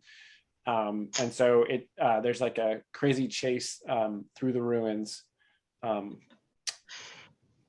with this thing in pursuit. Oh my, Oh my God. gosh. Ah, Oh, now I really want to go back and kill it. Shit. I mean, I would have been equally threatened by exit pursued by a bear, but this is definitely worse than that by a lot. Yeah, Oh, and I next- think, Go back and kill the dinosaur. and Nabil's like rushing you guys all down to the water, and you get down to that area, and everybody just dives in and starts swimming. So it like, when it finally figures out where you are, like comes down one of the same kind of channel that you came down, and it gets down to the edge of the water, and it just kind of like roars at you as you swim desperately across the river, but it doesn't enter the water to chase you. Thank God they can't swim. I think Zemdrak, they can't swim. yes, yes, indeed. Thanks, Endrak. A convert. Oh yeah, yeah. It's like, Oh, rock on. That's great. No, no, I I'm love serious. Like, what's Sun God ever done for Nabil? it. Love it. But here we got like Zemdrak. I go on one trip and Zemdrak pours riches on me. It's like, okay, I know which God favors me. This ragamuffin from the streets. Jason, I believe that actually gets me an XP. Which does. The fact that Nabil is now on Team Zemdrak, I believe that's a convert on the priest sheet. Oh yeah, for sure.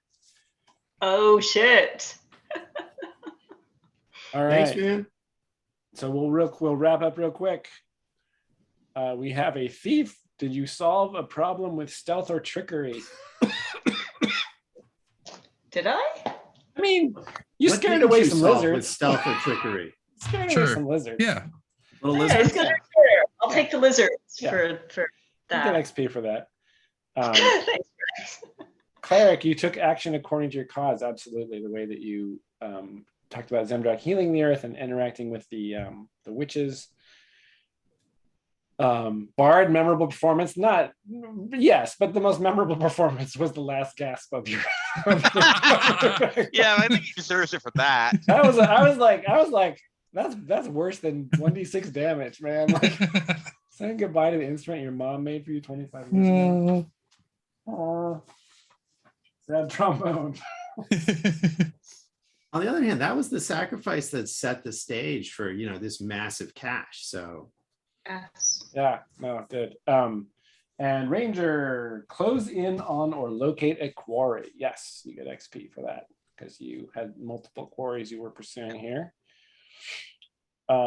Traits, Laylee. Laylee is idealistic and impatient. Oh my god, yeah. I think that like her idealism is what makes her like not quite sure she's ready to kill her friends. thanks for not taking me out. your ideal is not yet. Not quite ready to Although who go knows, Yeah. temptation is powerful. Right. Excellent. Nabil, pious. Oh my god, so pious. What else Yes. you got? I got Roofless, which I didn't really get. It didn't really come up. Ooh, But- that'll be creepy when that happens. Yeah. And are you neutral? Is it just those two? Yes, he's neutral. Okay, great, nice. Yeah, the pious stuff was so good. The prayer mat and the like warding off evil. That was awesome. Hmm. Alexi, kind. I think Alexi was kind a bunch of times. indeed. And I have a question for you guys. I feel like Alexi's trending good. Like I hate to say that, but Mm. like Yeah. is that- Oh, for sure. yeah. Yeah, I can see that. I think he's so in between now and next. I may find another virtue. Is that You're gonna- that's how yeah. that should go, Jason? Is that Yeah. fair? Yep, you would get rid of what's your vice right now? Greedy. Yep. So you would stop you stop asking for people's leftover chips or whatever they usually do. Are you good with that? You can keep doing that, I guess, because that's not. It's that's kind of a pretty nice minor. stick, but Yeah, but yeah, I think it certainly seems like Alexi is verging towards good. That's for sure. Maybe something to do with the pacifism that seems to be emerging with him. Yeah, nice. Yeah. Yeah. Healing the land and resolving disputes non-violently. Yeah, nice. And Samantha, Boga. speak. Responsible and malicious. I don't really use malicious that often. It's probably something I'm going to move away from. Mhm, But mhm. responsible, I think the songs I sing for the team is to set them up for success. Yeah. So I think that covers it. Great. I mean, and it wasn't technically a trait, but the way that I just loved the way you responded to Nabil at first, like Yeah. you kind of like turning up your nose at him, and then, oh, he's kind of charming. That was really great. All right. Last 3 questions. Did you make an exciting discovery? Oh, yes. Oh yeah. Pile of treasure. Did you overcome a difficult obstacle? Yes. I mean, it seemed like the most difficult. Well, I think it was the ascent and the descent. It was the bluff and then getting down to the river were the really hard things. Which Also is dealing- nicely dealing- dramatic. And dealing with the witches too. I mean, Not- that could have gone south, right? That Not could have getting been. shanked by the witches, I feel Yeah, very good the about. Yeah. sacrifice was an awesome, pull a rabbit out of the hat moment. Literally, yeah. Pull a Yeah. rooster out of a bag. Where are Yeah. you keeping that rooster? None of your damn business, pal. None of your damn business. Last question. Did you acquire some memorable booty? Oh yeah. And Oh, made enough to level up to 3. Just barely. Oh, nice. Oh man, Boga's getting survivable. Next time, Boga's throwing the first punch. I'm going to be moving up to level 9 strength to get rid of my -1. Nice. Ooh, sweet. Yeah. So you have enough marks to do that? Yeah, I think so. Oh, I see. You got to actually fill it up. You got to fill those up before you can choose that as the thing to move. Never mind. Yeah. When Yeah, you, got you, it. you get to Yeah. mark abilities when you level up. Yep. Okay. All right. Sorry we went over. There was a That's little bit of a great. detour to a witch's hill. sorry. That's fine. But can I just say that, like, That was all of that rich. totally in tune, like Laylee's enthusiasm dragging us on to things that many of us would not have done, but like it's totally in character and it's a lovely dynamic within the party. So like, Yeah. it's really solid. Love It it. was a blast. Yeah. And I want to explore them. When Oh, like yeah. they see the pictures, I just want to explore them. I won't get up And there now we've yet. got another faction to negotiate with. We've got more detail on the shards that we wouldn't have picked up otherwise. Like we've got the name of the dude, and Yes. at least some context to put him into. So that detour was really rich. I think in terms of figuring this out was great. Yeah, I think maybe back And to the Nabil witches. lived. Yes. All right. Thanks, you guys. Thank you. Thanks, Jason. Thank you. Thanks, Thank you, guys. everyone. You bet. Have a great night. We'll Yeah. All right. see you Bye. next time.